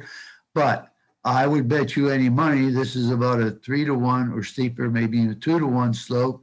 And I will bet you any money these are not 8-foot long posts. They're 6 foot long. How do you tell? Well, they are trying to get the materials, the ASTM people, to come up with a way. If it is longer than 6 foot, we will get the depth or the length of the post marked on the post so that you know when you're doing repair, if it were an 8-foot post, you're supposed to put an 8-foot post back in there. Okay. So we've gone through this, even though with the G4, we did say at one time, you may see out there in the field, double posted, okay, 3.5 foot, 3 foot, 1.5 post spacing with the post right at the slope break point like this. That was accepted back before. Once we got into MASH and the MGS system, we only have what TDOT has provided you. Okay. Flare rate, again, like I say, it's you've used it. We were told about it down in Region 4 area, and it's very nice to use. Benefits, criteria that must be satisfied, the 10-to-1 maximum flare rate, and it's a good thing to do. There's nothing against it. And if you want to know what the flare rates are without having to buy a roadside design guide, you go to the flare rates used in the SGRT Type 12, and they're specified there. Okay, here's where I ask a question to see whether I've lost you or not. Lapping, let's first define lapping. It says guardrail panels should be lapped in the direction of traffic. That's what we generally say. It's all, sometimes people don't know exactly what that is. So we increased it a little more by saying the upstream panel, the panel that you come to first, is lapped in front of the downstream panel, okay? And then we even drew a little picture showing the upstream panel in front. And this is for the standard run, remember? When we get into the terminals, well, for your terminals, you do it per the manufacturer's instructions, which we'll be talking about. When we get into crash cushions, it's different. We're not talking about that, so we'll just leave that go, okay? So, and for two-way traffic, okay, you mount it for the near side traffic. So my question is, and we use the yes and no, is lap important? Yes, if you think it is important. No, if you don't think it's important. So, well, for those of you, thank you for those of you responding, blasting me at 11-to-1. Well, this is the kind of question you like. Okay, that's good. Thank you, 12 people, for providing that. This is a yes and no answer. Okay. I'm going to start with the no. From the functionality of being able to redirect and not snag a vehicle, no, it is not important. Those 8 bolts, regardless of what grade they are, at the splice are going to hold the one rail element very tight to the other rail element. If it were a big problem, we'd have a problem on all 2-lane roads, because if you cross the center line, you're going to hit in a reversed lap. And if that was a problem, we better come up with a better design. And it's not only I can say that, when we tested the terminals, if you remember the test matrix I showed you, okay, we ran a reverse direction hit with the terminal constructed for the near side. So the lap was in the reverse direction, and we never had a problem. Now, will I say you will never have any snagging in the field? I won't say that, but it's very, very unlikely. So from a functionality standpoint, no. Yes is right from an operational standpoint. I assume up in Region 4 area, you get that little white stuff on the road sometime. You try and get it off down, excuse me, Region 1. Region 4, you probably don't have to do it very often. You probably don't even have a plow in the whole region for all your locals, okay? It's very important from a snowplow aspect of a snowplow driver ever catching the rail. They would catch that lap, possibly, and bad things could happen, okay? So from that operational standpoint, it's not a good thing. It is very important, okay? So the yes is right. Also, if you have a contractor who laps it incorrectly from what it says in the standards and on the in the specifications, if they can't get that simple thing right where everybody thinks yes, okay, we're going to have bigger problems when we get to more complicated stuff. So as a measure of the quality of workmanship of an installer, it is very, very important. And if they can't do it, you want to get them out of there, okay? So it is a yes and no. Functionality is going to function just fine for redirecting, as we would get when we cross the center line. But from the operational, it is very important as an indicator of poor workmanship, or if we have snow plows, of having an operational effect on that performance. Okay? So thank you for you who participated. You didn't get what you want. Okay. Now, where it may become, that's on the standard run of rail. Now, when we come to the guardrail to bridge rail attachment, we have a 10 gauge piece of metal here that we're attaching to the concrete. The concrete's not going to move, so the 10 gauge piece of metal is not going to move. But the normal metal in front of that, this should be a nested tri-beam, is going to start to move some. And we may open up this spot here. So for this, it becomes a little more important, okay? This is what it should look like. It's harder to build. That's why we see it this way, but this is the right way. Remember, nested rail together with a 10 gauge piece of metal, that can get pretty tough. You probably need a ream bar to get that, okay? But this is what we want to see. Okay, some other considerations. This is old guardrail. By the way, these are weakened wood posts. When you see a big round hole near the ground, that's what, and there's also one 16 inches under, that's a weakened wood post. So we're probably in a terminal here, but just assume that's solid wood or steel. What do we see on here that we don't like? Well, hopefully you all see the washers that are under the bolt heads. Remember, we want the bolt head to pull through that slot to separate, leave the rail engaged with the vehicle as this either breaks away or if it's steel, buckles over, okay? We do not want to impede that ability to pull through. We want it to be easy, okay, under an impact. So no washers unless it's a special design that calls for washers like the one you just saw here, okay? This standard for this transition called for washers, okay? Standard rail does not have a washer. We don't want it. If you're repairing it and it's out there with washers, take them off, okay? Now, drilling holes. If at a location where I want to connect to a post, thou shalt not drill a hole unless you have a drill that's able to drill a slot. I've never seen one. If you have a punch that has a die to make the slot matching this, that's fine, but most people don't. So if I had a situation like this, I drill a post, steel post, wood post, doesn't matter, and the hole in the post and block out didn't line up with the slot in the rail. What to do? Well, this person did what's wrong and drilled a hole.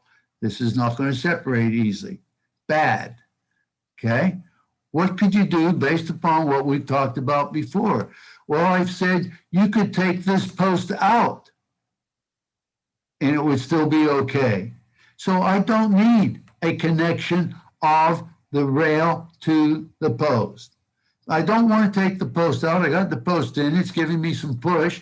So all I do is I take the bolt out of the rail and only put it through the block out and the post. So I have the same pushback. I just don't have a connection. Well, look down here. Same thing happened. Can I do it for 2? Well, I showed you a video where they took 3 posts out and the rail is still up there. Okay. So you can probably do this for 3. Now, if this is crappy workmanship, okay, the contractor's got to pull the post and put it in right. But if the contractor's trying to do a good job of getting everything right and something's just going wrong here, this is a option that you would have available to you, okay? And we know there'd be no detriment to the performance. That's what we want, okay? Well, I can make a slot. Give me a torch. Thou shalt not put a torch on a rail element. I'm not sure what else TDOT says about putting a torch, like cutting off if I got 36 inches of rock with a foundation post for a terminal, whether that needed to be sawed or whether it could be cut with a torch. I don't know. I'm not worried about it, okay? But you cannot put a torch on a rail element, okay?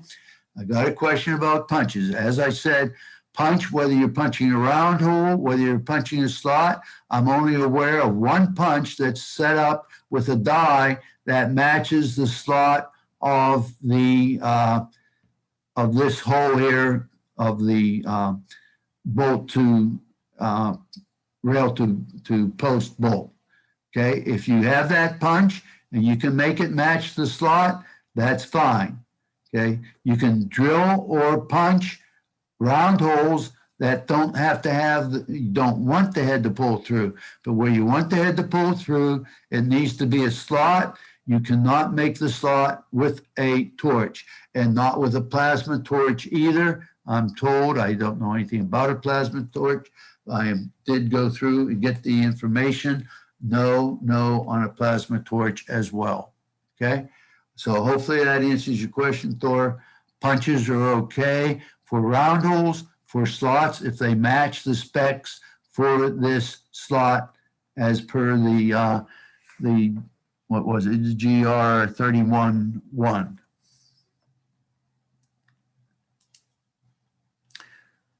Well, that takes care of the things that we see that you come across and trying to put together this erector set.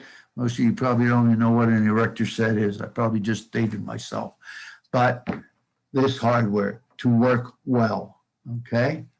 So let's move on to the next component of the barrier system, which is that guardrail to rigid barrier, whether it's a bridge rail or, as shown here, a rigid barrier, where we're going from a softer system to a harder system. We need to gradually stiffen the softer one so we do not pocket in here, okay? And you must have the tension continuity. Otherwise, this isn't any good, okay? So hopefully here, this is a type 38, and hopefully there was one 12-foot panel between here and there.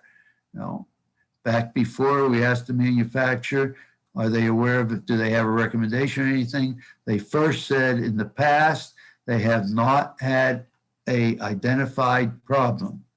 Now their general recommendation is also to say to put that 12-foot panel we talked about between the end of the type 38 and the beginning of the asymmetrical.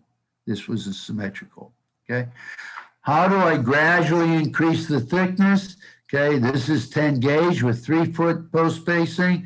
I go into your standard, a nested thry beam with 3-foot post spacing, then 1.5-foot post spacing. So I gradually increase it by nesting the rail, adding more, maybe larger post. You have a larger post, okay? And then you can see down here, I got a curving to prevent me from the wheel getting underneath the rail here and sagging on that concrete. Some way to prevent the snagging. Okay, What do we think of this? How much tension do I have in the rail right here? I got 2 bolts, not very much tension. This is terrible. This should have been mounted onto a concrete pedestal on this curb here, so it's flush, and I could develop the full strength, okay? This is bad news. And add the extra part. If it's on a project you have, don't leave it out there because, well, the plans didn't have it, so I don't need to build it. You know it's bad. Don't leave it. Okay, this is the old standard as we saw yesterday with the 2 W beams. Okay, and we have the new standard with the thry beam, the asymmetrical, the extra post that just went through. Okay, and the longer post. Okay, so all of them, whether it's the TDOT standard, whether it's the Texas standard, whether it's the Alaska standard, they're going to have something to increase the stiffness gradually. Okay, the more and or larger post, the nested beam for the, this is for the high speed. Remember I showed you a low speed single 10 gauge thry beam that Ali is looking into. Okay, and then something to prevent the snagging. Make sure everything does that. And you have in your standards the retrofits for the maintenance jobs of acceptable transitions. Okay, so I asked how much torque you put on it. There's no torque spec here, okay? Draw it up tight, maybe turn an extra quarter, okay? Typically you don't want, especially if it's on the face side, to have the end of a bolt extend too far behind. This says it will extend at least 1/4 of an inch, okay, beyond the full nut, so that if you ever have to widen it out or whatever, it's okay. But we don't want it extending, if it's on the traffic side, more than 1/2 inch because it could just snag the vehicle that wants to smoothly continue down the face of the rail, okay? Okay. That is it for the first 2 parts, and we'll take a break before we start talking about, no, I'm going to cover 3 more slides here, okay? We are going to start talking about terminals, but only for about 5 minutes or 10, the best one that we have, and that is, if you remember, the Type 12. Is this good? Well, I have anchorage here. However, somebody riding along this slope here is going to have a sudden jolt. The anchorage shall be buried 1 foot under the ground, never to be seen again. Okay, and you have the 2 alternates for the anchorage, either a concrete footer like this or the I-beams as shown on the standards under the alternate type, okay?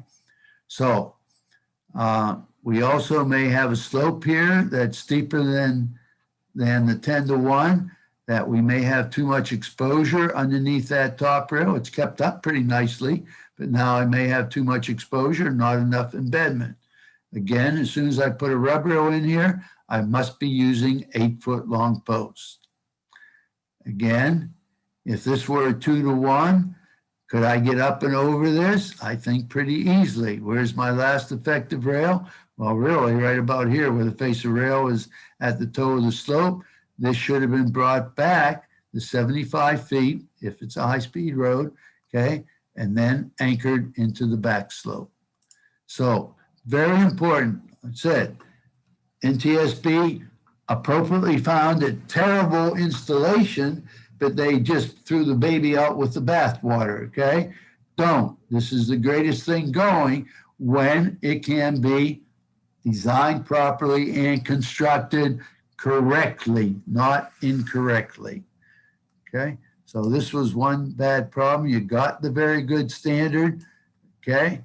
And this is to prevent the projectile. We went through all of this. We don't want to have it more than 45 inches to the top. We hold that constant, okay? And it will be buried not 1'9", but 12 inches under the ground, never to be seen again. Okay, looks pretty nice, but 2-to-1 slope here, I can go up and over. I did not properly do the length of need with the 2-to-1, the 75 foot from this point right here before I start to cross the face of the top rail across the toe of the bottom of the cut slope. Okay, now we'll take a break. So we'll come back and start talking about the ones that are on the QPL. Okay, welcome back. 3:20, and we're ready to go with the last relay here. So let me get it in presentation mode. And you're going to be seeing a yellow box with red lettering in it quite often the rest of the way. And it's going to be saying essentially the same thing each time. These are proprietary products. With each product that's sent out, there's a bucket that has all the little parts in that, and it will have an installation manual in it. And I don't even know if somebody does this every day, putting in the same type of end treatment every day, can remember all the little nuances. There are all kinds, and they need to be done correctly. And so this is what this yellow box over here is going to always be saying. Follow the manufacturer's instructions, and where it's not covered in that, it will be covered in the standard plans, okay? Some real quick highlights are when we have that head, watch for how we get the head in there, okay, how we attach the cable, etc., and then that proper grading, aka earth pad, okay? So the earth pad is spec'd out in your standards. What the installation manual will say is either follow the roadside design guide recommendation or the state standard, and since you all we're assuming are following the state standard. Okay, so what do these manuals look like? Okay, as I say, there's a paper manual in each bucket or associated with each unit delivered. Okay, so we have the soft stop on the left side and the MSKT on this side. And I thought I threw in the SGET. It's not as glossy looking, but they have their manual. It's online, and I actually can't vouch that you will get one, paper one, in the box of hardware. I can for these two. If you want to know more information about putting these things together, okay, there are the websites of the manufacturers have training sessions where they'll go through and pretty fancy. They blow them up and they pull them together and all the fancy stuff you can do with the online stuff now, okay? And you can, besides just the manuals, get a good feeling on how these are supposed to be put together. If you don't want to get too much into that, Maine DOT had the manufacturers come out and they have what they call their garden, their guardrail garden. And they had the manufacturers come out and put together in their garden their units. So you can see here the soft stop and the MSKT, and then you don't use this system here, okay? And as well, you don't have the others. I don't think they have the SGT because the SGT is not used that much out of the Virginia, North Carolina, Tennessee area. Now, how important is having this manual? Well, I'm going to tell you how each of the systems has had, even within a system, different types of posts to use, different types of panels, and how they're different from each other, and you can't intermix them. But here's an example, and so not to pick on anybody, this is the old ET, okay? How to put together an ET. And now we're talking about post number 2, okay? And post number 2 in the old ET did not have an offset block or block out, whatever you want to call it, okay? So how were you to connect the panel to the post at post number 2? And here's the actions. Because at post number 2, it could have been a wood post, and then the installers said, you know, we're used to, a lot of them are used to working with steel posts. They wanted to have steel posts. So this company came up with a steel post called the SYTP, which is just a standard 6-foot long post that has 4 holes at ground line in the flanges, okay? That was supposed to be a special post. They also had a better post, but it was more complicated, so it never really caught on. They called the HBA, hinge breakaway post, so that when hit in line with the rail, the post would just flop down around a hinge. But when hit perpendicular to the rail, the normal impact, okay, it had the strength of a standard post that didn't have any adaptation at the ground line. Well, so a installation could have either one of these 3 types of posts, depending on what was ordered, okay? And how do I connect that to the post?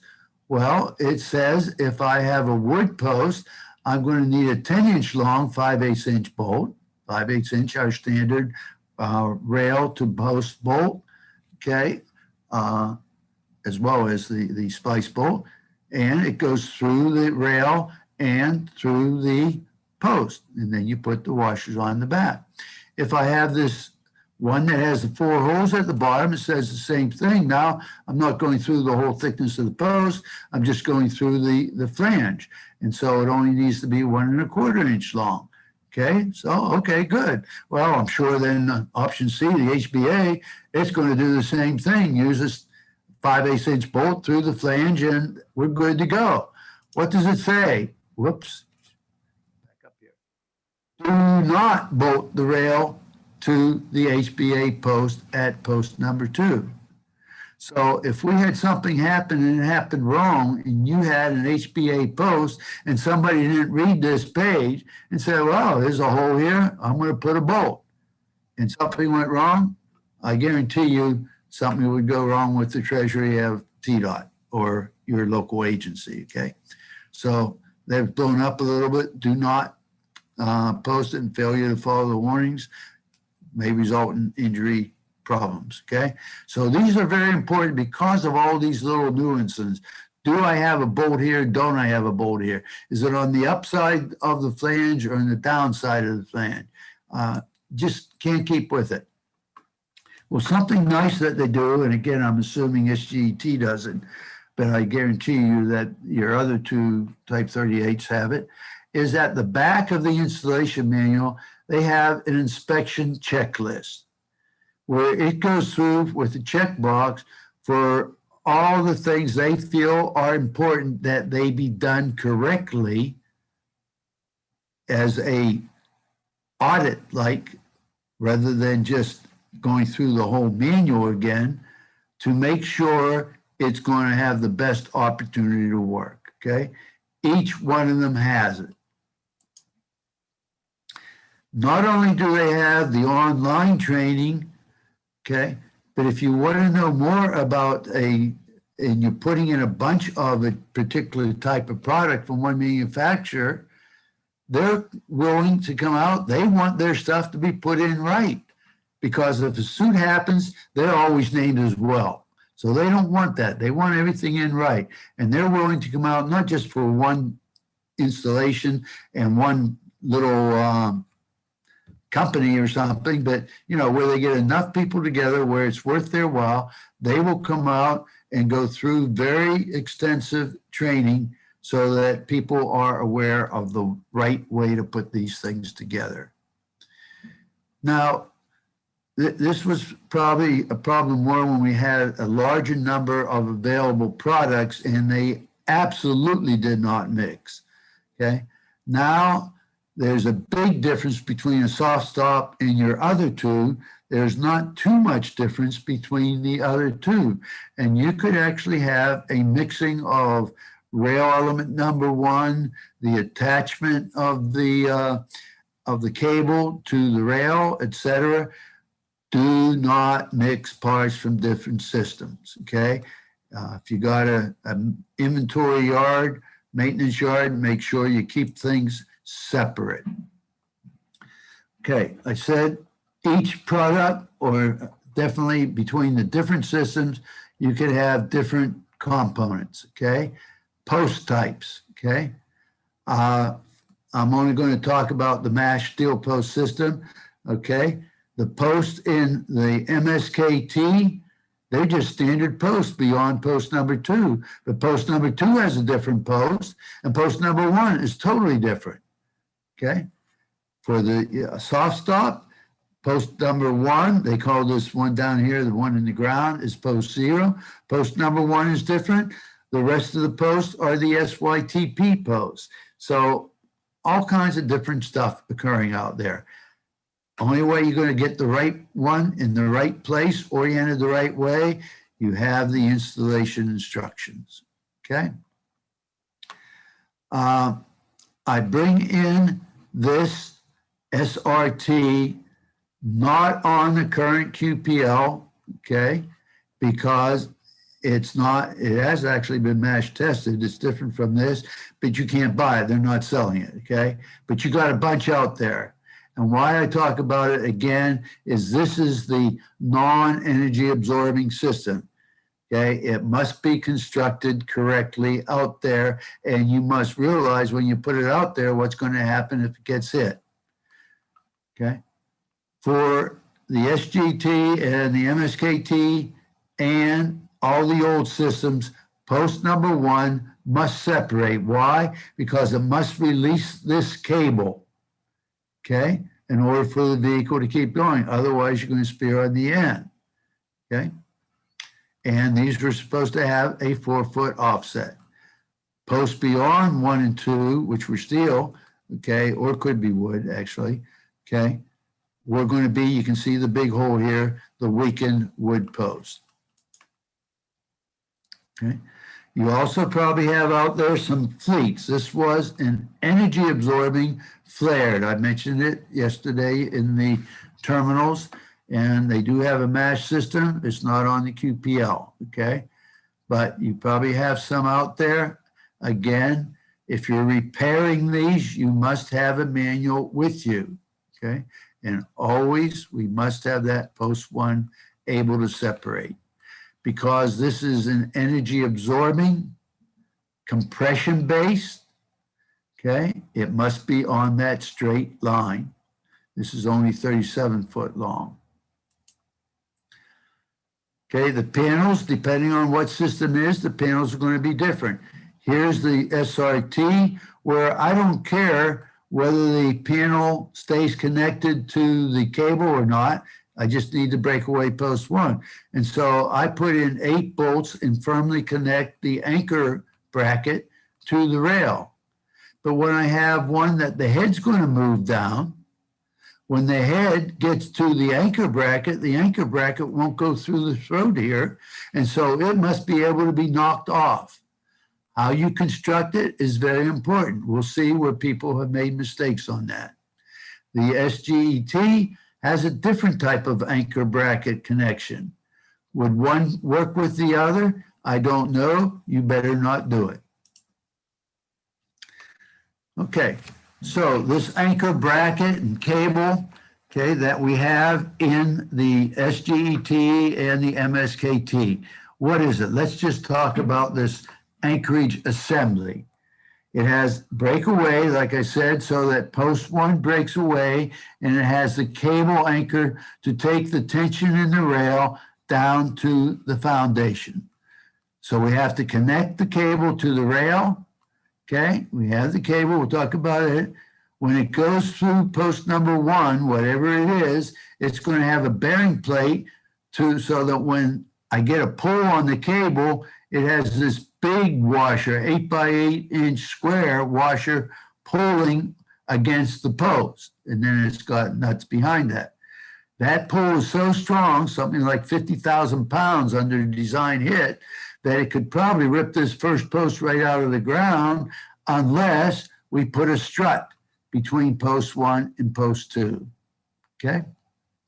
You may see one where there isn't a strut on an MSKT. They, at one time, tried to get rid of it, but the MASH system we're putting in now shall have a strut. Again, I said you would see that yellow block.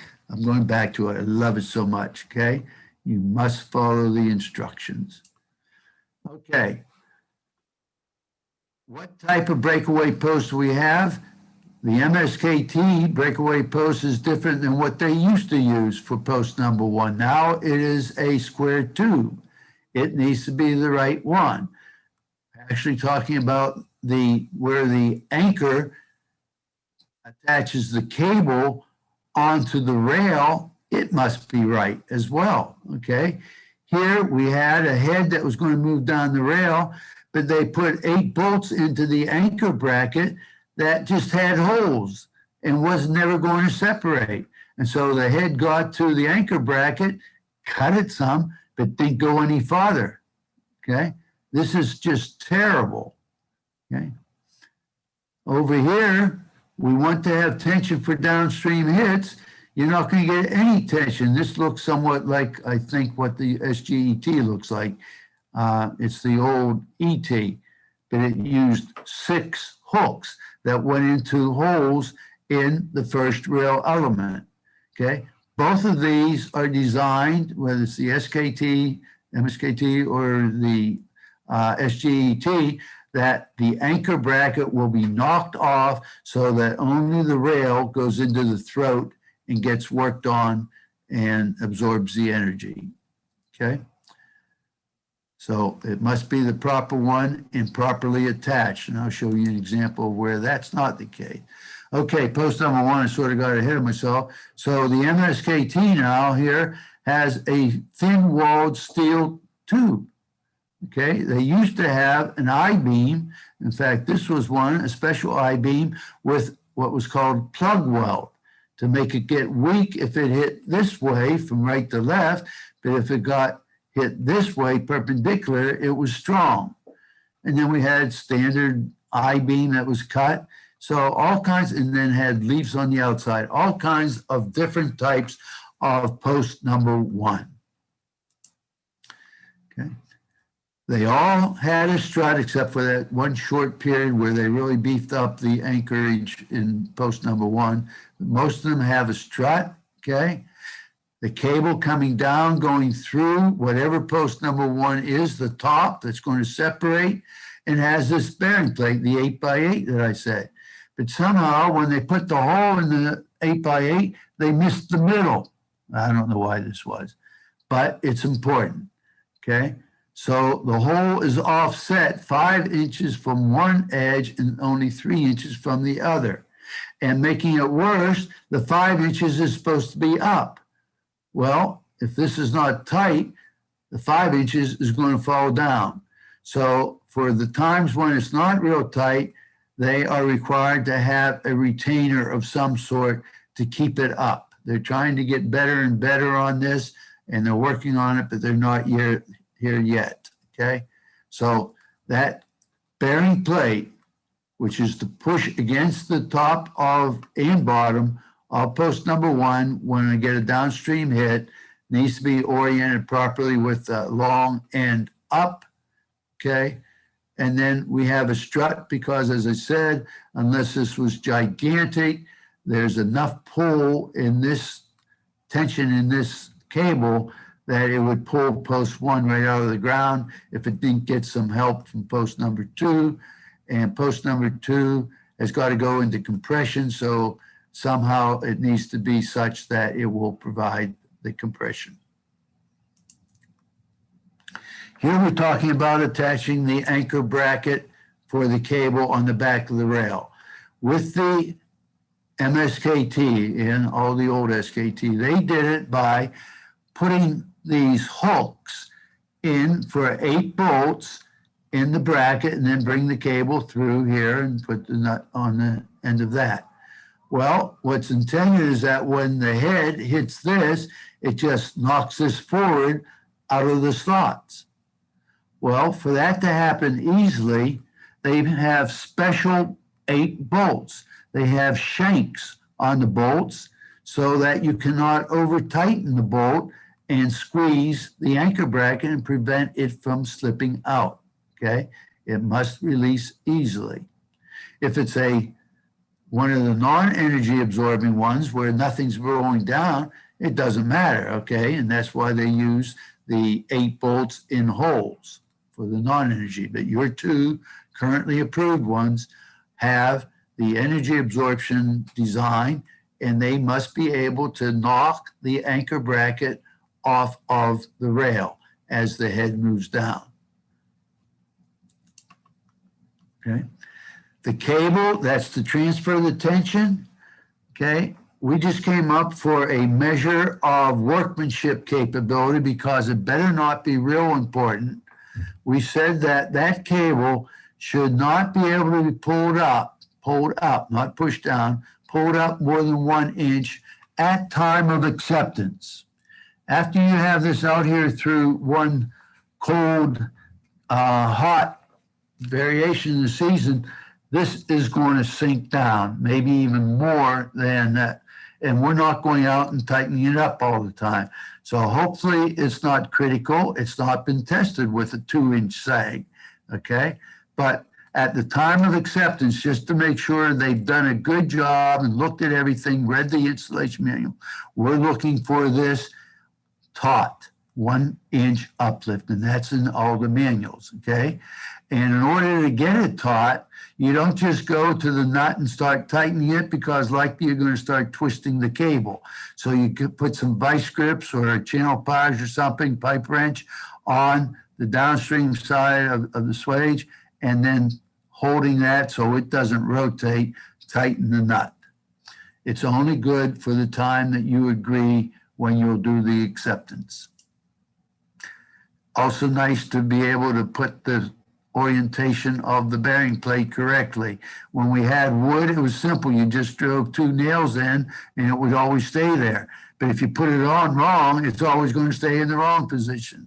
This was poor workmanship. They should have been made to come back, take the whole thing out, start over. Okay? Well, you got to have a bearing plate at least, even in the wrong direction, because otherwise on downstream hit, this washer and nut's just going to pull right through this hole for the cable, and we have no tension development. Other errors that we see much too often is a bolt through post number 1 that's connecting the rail to post number 1 so it won't sag. Well, it's not supposed to have it, okay? We're supposed to be connecting the head to post number 1, not the rail. So this is absolutely wrong. Okay, if you don't put the bearing plate on and the washer and nut on at the end, we're going to lose it. And again, we have no tension. Okay, we have something else wrong here. Wasn't sure I had the error or not. I guarantee you that the instructions do not call for a 7, 8, whatever inch long bolt this is connecting the rail to post number 2. It will be no longer than only going through the first flange. You see slots here. The slots are in the right place because the head's supposed to hit the post and knock it, knock the post out from the bolt. But if I have a bolt going across here, who knows what's going to happen, okay? And then down here, I have another thing. I have a bolt connecting the top to the bottom, and that bolt is to allow that top of the post to just rotate down. If we put it in wrong, not only am I screwed up here, but then the rotation down here cannot occur the way it's designed, okay? On post 1, the bolt is on the upstream side because it's going to rip right out of this thin-walled steel and allow for the separation. So all kinds of nitty-gritty details, okay? Back to the bearing plate. It's called a bearing, B-A-R. It's not called a B-U-R-Y. If you bury it, it will not release. Even if the top of the post releases, this being buried is going to hold the cable, and when the head gets to the anchor block, it's going to stop because it can't release instantaneously, okay? So this is absolutely needs to be watched for. Never allow for the burial of the bearing plate. This is showing how people can do it wrong. This is the MSKT. I got my hooks to connect the anchor bracket. I got my shoulder bolts put in backwards. The shoulder should be through the hook. The nut should be on the traffic side of the rail element, okay?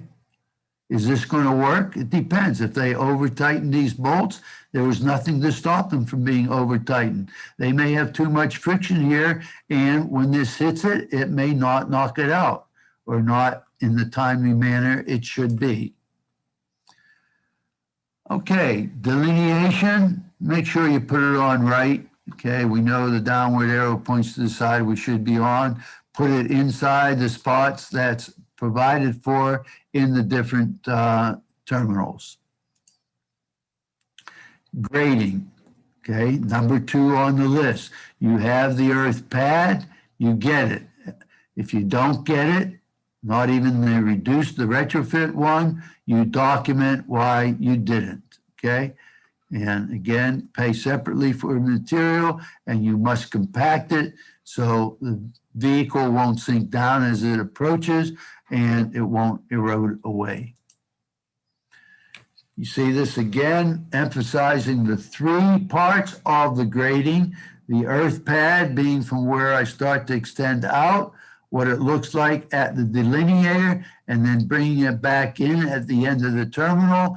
And then that's not the full 3rd part. The run out area is what should be the length of need, a place to run out into, be safe before I get to the hazard. We harped on this. I will not harp on it anymore. This is something like what Dick Alban mentioned yesterday, where we get the grading pad, we have the nice flat to the limits as shown, maybe not quite, but what we've done is just created another hazard. We've got like almost a 1-to-1 here. This should not have been stopped at this point. It never should have been a flared terminal, okay? It's a flared non-energy terminal. Everything's wrong on this. Nice thought on the pad, but this doesn't work. Now, you're going to have something that looks like this sometimes, because if I got my rail right at the edge of that 2-to-1 slope, I used my 8-foot post for the standard rail. When I get to the terminal, I got a problem. I'm going to build a pad as best I can, but there's no way I'm going to get that 3 foot 8 inches for the reduced grading. And so I'm going to have maybe 3 inches, 6 inches at the most behind post number 1, 2, 3, 4, 5.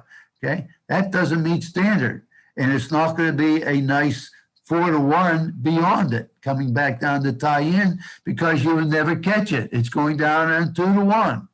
So you document, this is the best I can do.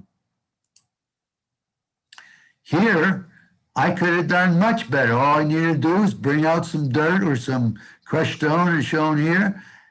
If I see a soil plate, sometimes I have a soil plate on these posts in the terminal. If I do, the post is typically supposed to be 8 inches below the top of the post. The post is supposed to be a maximum of 4 inches above the ground line. Well, if I'm seeing soil plate, I haven't satisfied that 4-inch, okay? As I say, most of them have a strut now, all the ones we have, okay? If I have a strut and I could do a chin up on the strut, I got too much air. I'm not going to satisfy proper grading, the stub height criteria. Okay, maybe an inch at the most 2 underneath the metal of the strut, and maybe not even that. Okay, do it according to what the installation manual says. But if I see more than that 1 to 2 inches of air underneath there, I got a problem. Okay, or just using my graduated eye, I think it's more than 4 inches of metal or wood that's not going to break away sticking above the grating. I don't have good grading. Get my earth pad satisfying the stub height criteria, or as close to it, still satisfying stub height. Okay? And it doesn't matter anything that I'm supposed to pass over, I need to get that. So a 60-mile-an-hour drive through, if I see the soil tubes or foundation posts that are more than that 4 inches, rough estimate, definitely if I see the soil plate or if I see a bunch of air underneath the strut, I did not get my proper grading in here. It would have been simple to get the earth pad, bring it out here, okay, pull it back in here, and it would have taken very little material, maybe a truckload, and I would have had an excellent installation. Other things, especially now with the new MSKT head, we can't have this because remember it's solid, but with the SGET head, I do not believe it's solid. If you don't shove that head all the way on so that the rail is embedded and pushed into the throat, I could have bad situation. This is a killer. That should be fixed yesterday. This one, who knows what's going to happen. If I hit it on the end here, a little angle, I could easily cock that away and allow that to penetrate through my vehicle, hopefully not through me, okay? So you want that impact head pushed hard in so I get a deep embedment of the rail element into the head, because we don't want it coming out the back either. That's a fatal flaw. Excuse me. Okay, as I said, the rail element does not get bolted to the post, whether it's wood or steel. Okay, the impact heads do get bolted for the SKT and the SGT, do get bolted to the post to hold them up. They're heavy, okay? And they have ways to bolt them. If it's to a wood post, it's not a bolt, it's a lag screw, a 3/8-inch lag screw that must have a pilot drill, okay? So that I don't split the wood like this. Well, I don't think well, no, the SGT uses a wood post. So it needs to be pilot holed in. What is this 3 holes here used for? 3 on the top and 3 on the bottom? It's so that the head can be cocked parallel with the rail, as it is not in this picture. Poor workmanship. And they probably drove this lag screw in like it was a lag nail. It isn't. The bolts, kind of hard to drive them into steel, so they will be screwed in. But again, you can orient the head by using shims underneath the bolts. Okay, so this is demonstrating that parallel head. If you can't tell parallel from non-parallel, Karen made a nice drawing for me. When 2 lines meet, they are not parallel. Okay, now, is this going to work? I don't know. Nobody's ever tested, but it's sure better because there's a bunch of these out there. Okay, so it's just sloppy workmanship because the capability is given to make them parallel. Now, you see an asterisk here. The soft stop doesn't have the same type of head, okay, and it does not need to be parallel. And the requirements are given in the installation manual. It can be off like 2 inches, whatever it says in the manual. So that's how you build it, according to the manuals. Okay, you saw this? No, you didn't see it earlier. I took it out. What's the matter here? I do not have a strong column of beam element here so that the head will be able to push down and work on the beam. I got a bend in it, and it's very likely this column is going to buckle and not absorb the energy, okay? So as I told the designers, so that they should be providing it for you, the terminals need to be located such that you can place them on a straight line. Now, I used to say this only applied to compression-based, where it would buckle, but the manufacturer of the tension-based says, well, I tested in a straight line, you better build it in a straight line. So all of your TL38s and your TL21s need to be in a straight line. Here, we could easily have pulled that cord, string line to make the cord, and made it a straight line back here. If I didn't have all this fill behind here, I maybe could not have done that and would have had to bring the terminal or bring the rail back so the terminal could be placed on the tangent alignment of the roadway. Okay? The designer needs to set this up for you. Needs to know what's going to end up out there.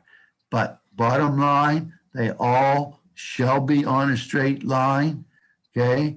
They may be in a soft enough curve. If the curve is too sharp, then they absolutely are going to have to be pulled back to the beginning of the curve. So anybody real quick and can say what's the matter with this? Or is there nothing the matter with this? I got a nice anchor bracket here to hold my cable. I got the bearing plate properly oriented. But if you played with these things a lot, you're going to notice that this anchor bracket is not for the system that uses this head. This is an SKT head, okay? And also post number 2, if it is SKT, post number 2 is supposed to have the slot on this side. I don't know what it is, but this is the anchor bracket I know from before the ET, and maybe now I think it's also the SGET. You cannot intermix the parts. So remember, we're talking about terminals here. I told you if in the standard runner rail, you didn't line up with the slot, okay, if you're doing a good job, and then go ahead, leave out the post.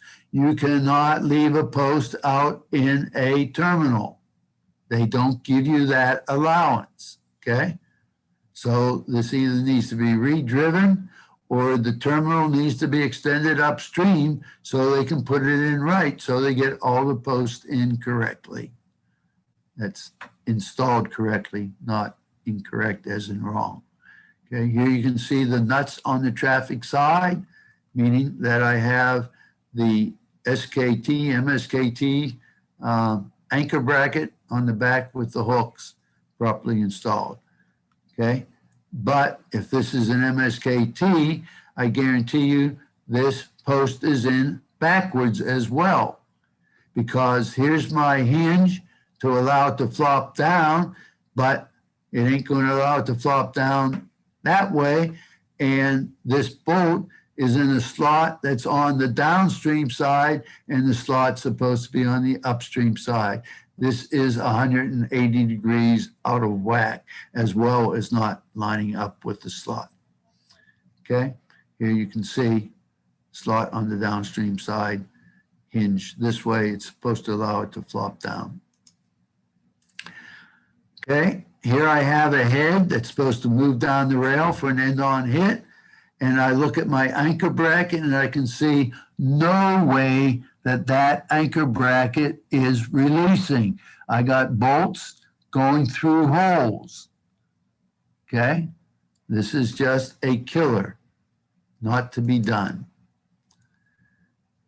Okay, I'm not going to go through this on the SRT, but make sure you read the installation manual for the SRT and pay particular attention.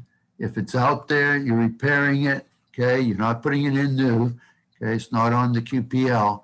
But if it's out there and you're working with it, make sure the slots in the second rail element, there's 3 rail elements in it, the slot is properly oriented, and this thing right here, this extra piece of metal called a slot guard, is on the downstream side of the slot. It can be put anywhere. This says that the upstream side is to the left. This rail element is put in backwards. Don't let that happen.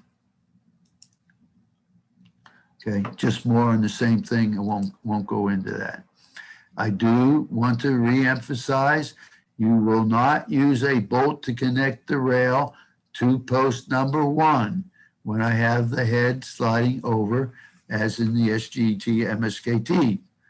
Okay, I can connect the head to the post, whether it's a wood post for the SGT or that steel tube post for the MSKT. Other considerations, here we have a washer. First of all, we missed the hole, so that needs to be corrected. But now if I line up the post with the slot, I still do not put a washer. They don't have washers on the terminals, okay? And I also am not going to put a delineator unless, I'll always give myself an out, unless specifically called for in the installation manuals. It's not going to be. So this is a drilled hole that's wrong, okay? And has the washer. 2 things wrong here. Okay, again, we saw this before. I don't know why we're seeing it again. Hopefully you remember, this is wrong. I'm not supposed to have a bolt holding the rail to the post, and I need to have a bearing plate. So I will be able to yank on this cable and transfer the tension in the rail to these 2. Okay, is this right or wrong? Hopefully I heard a resounding wrong. Why is it wrong? Because I can see the anchor bracket has the hooks, which are supposed to go around the shank of the bolt. The shank is on the front side, which is wrong. The nut should be on the front side, so I cannot over tighten the bolt. Will allow the anchor bracket to easily slip off. Okay. I have called out for on my standard a 1-foot offset for my type 38s, which are what we call tangential terminals. We want the 1-foot offset, even though it was not tested, because it gets the head out of the way. What I see here is a flared terminal. You probably have them out there, okay? But that flared terminal was supposed to be flared 4 feet from the normal line of the rail. That is a lot more than 4 feet. You're going to be in trouble if somebody else gets in trouble, okay? Follow the manufacturer's drawings. You saw this at the beginning. We put in a terminal that was tested okay, but did not perform okay, so we took them out. But we also know when hit on the end, this is going to move down. If you don't have sufficient distance to some obstacle, it's going to stop when you hit the obstacle, okay? So I think we covered that well enough. Also the deflection when hit on the side.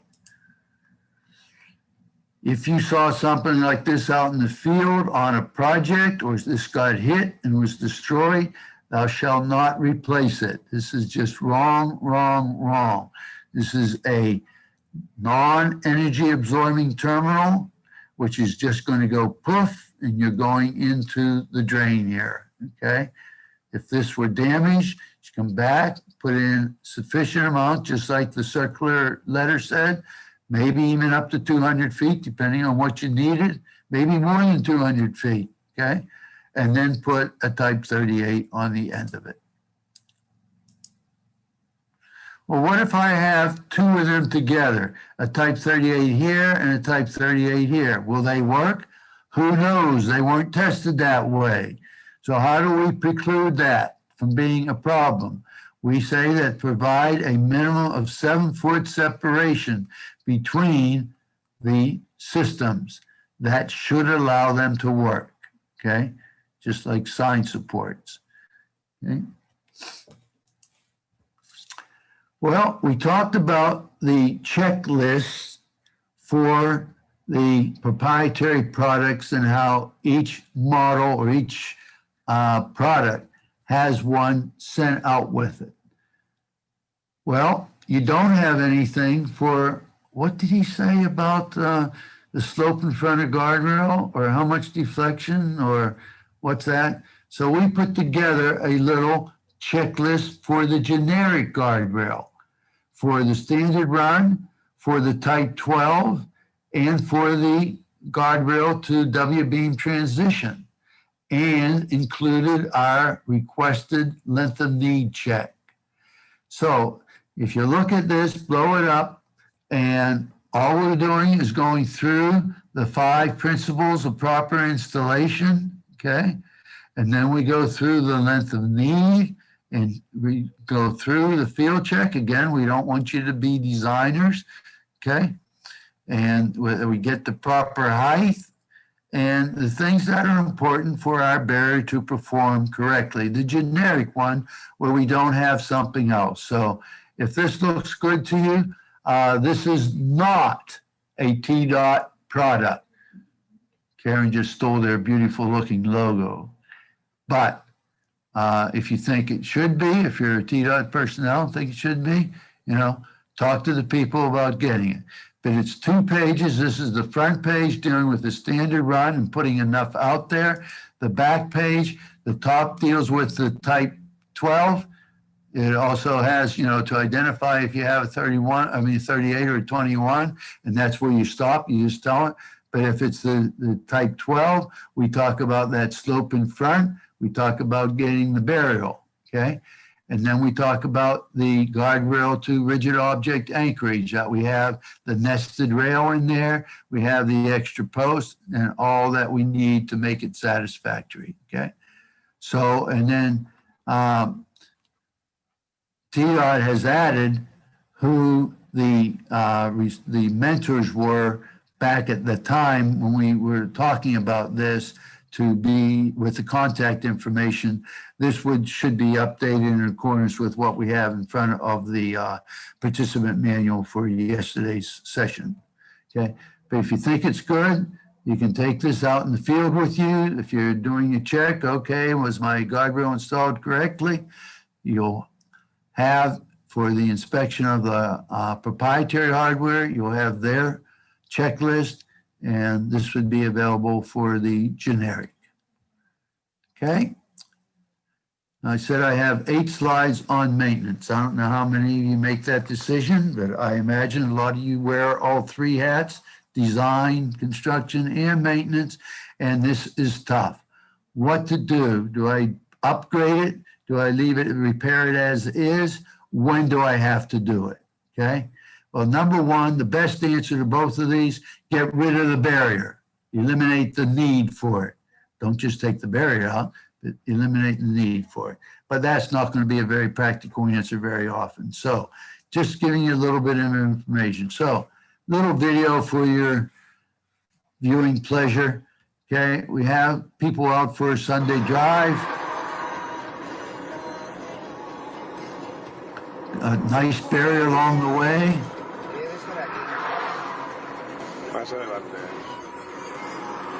Uh-oh, look at that barrier down there. Oh, they want to look close. ¿Lo has visto, Gordy? Eso es lo que le pasó a mi hijo. Eso es lo que le pasó a mi hijo. Dios mío de mi vida, ¿ves? I'm not sure how many speak Spanish. I don't, so I don't know what's being said. But looking at that barrier there, it was obvious on the outside of the curve, had a height of about 12 inches, wasn't going to stop anything. It needed to be fixed quickly, okay? So that was an easy one. But if the barrier gets hit, it moves back some, it separates from the post like we want, but it redirects the vehicle, and it wasn't a heavy hit. It only moved back 12 inches. It's still intact, no rips, nothing, okay? Beautiful performance. Does that need to be repaired? Well, some states are saying yes, and they're in trouble because it ain't getting repaired. Other states are not saying anything about it. They're kind of silent.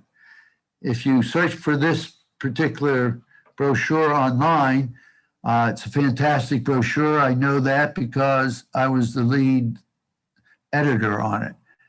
We wanted to come up with some timeliness on when to repair and how bad things needed to be. And boy, did we get away from that quick. This is, as you see back there, 12 years ago. Well, they said you didn't do a very good job. They went out with one of these NCHRP studies to come up with criteria for restoring of longitudinal barriers. And the intent was to say, okay, if the damage is this amount, you need to repair it. It has, now they didn't come out and say you need to repair it next week or tomorrow or next month. They came out with measures, qualitative measures of high priority, medium priority, low priority. Because boy, we found out very quickly you don't put in times, okay? So this was the guide, the intent to give people, okay, here's my situation. Okay, it's high priority. What is my time frame for high priority? Okay, this is available online. You can also, if you want your own copy, purchase it from AASHTO or from TRB. But there's a couple problems with it. You see the date is 2010. Okay, you don't see the date. I'm telling you, you believe me, okay? It did not test for your MGS 31-inch. It tested for the old system. And so it's going to have in here a recommendation of a high priority to repair if you are missing one post. Yet I just showed you evidence and said that Ali is developing a standard that says you can take a post out and do nothing. So how can I have this saying I have a high priority to repair and the performance of a system without a post is perfectly good? So there's this discontinuity in it. The other discontinuity is the need for repair is the criteria, can it handle a design hit, meaning it was a 350 hit, but a 4,400 pound pickup at 25 degrees at 62 miles an hour. Well, the likelihood of that occurring again at the exact same place is nowhere to be found, okay? So there was no risk analysis put in it. It either, yes, it could sustain that hit or it couldn't. So with those two caveats, this is the best thing we have, unfortunately, okay? So if I have a situation like I just said, here I have deflection, it performed very well. I have 3 posts that are disconnected. Should I repair this or not? Is this a high priority or can it wait for next week, next month, next year? I come over here to this picture, it should be done as soon as it happened, okay? I got a spear looking at me. We'll talk about what you should do on that immediately. But if I have a separation of rail, no tension continuity, spear looking at me, that needs to be, at least the spear needs to be removed immediately. And it's a very high priority to reestablish tension continuity, okay? So what the book did, or the study did, is analyze whether a barrier with X amount of deflection could contain the design hit. And they found that if it had deflected more than 9 inches over a 25-foot cord, that it was a high priority. It would not sustain a hit, okay? Now the height is important. Whether 2 inches is important or not, I don't know. But I know that in the video we just saw that a 12-inch height was totally inadequate, even for a bicycle probably, okay? So, but this was the intent of this guidance that was put out, and states are still struggling with it. Locals are still struggling with it. I'm just making you aware of it, okay? This, I don't think anybody needs to be made aware of.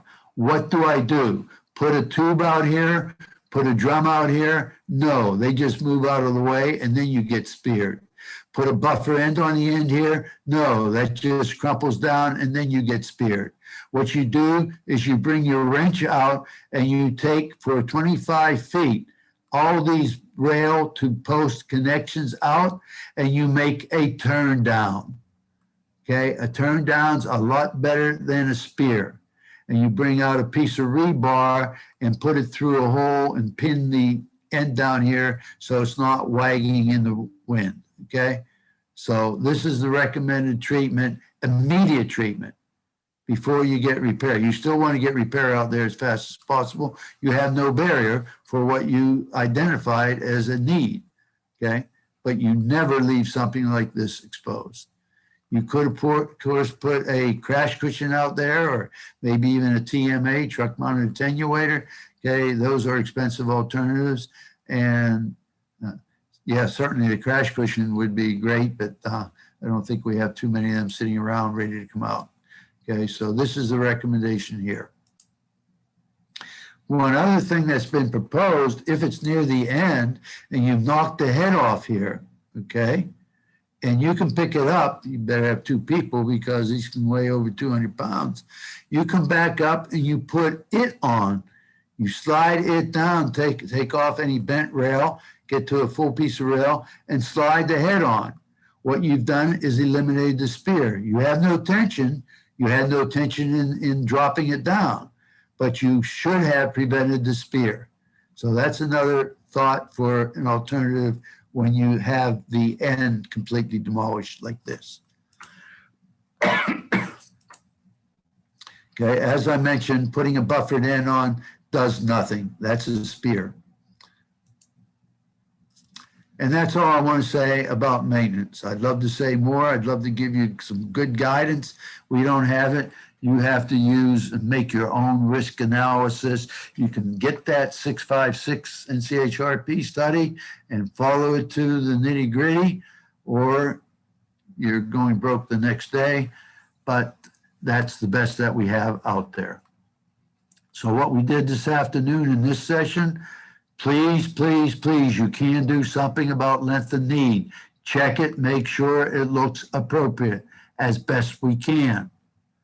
Okay, we went through each of the components of the system, identified how it should be put together, and then common errors that we kept on seeing. And then just very quickly, the 8 slides for the maintenance, and that's just about it.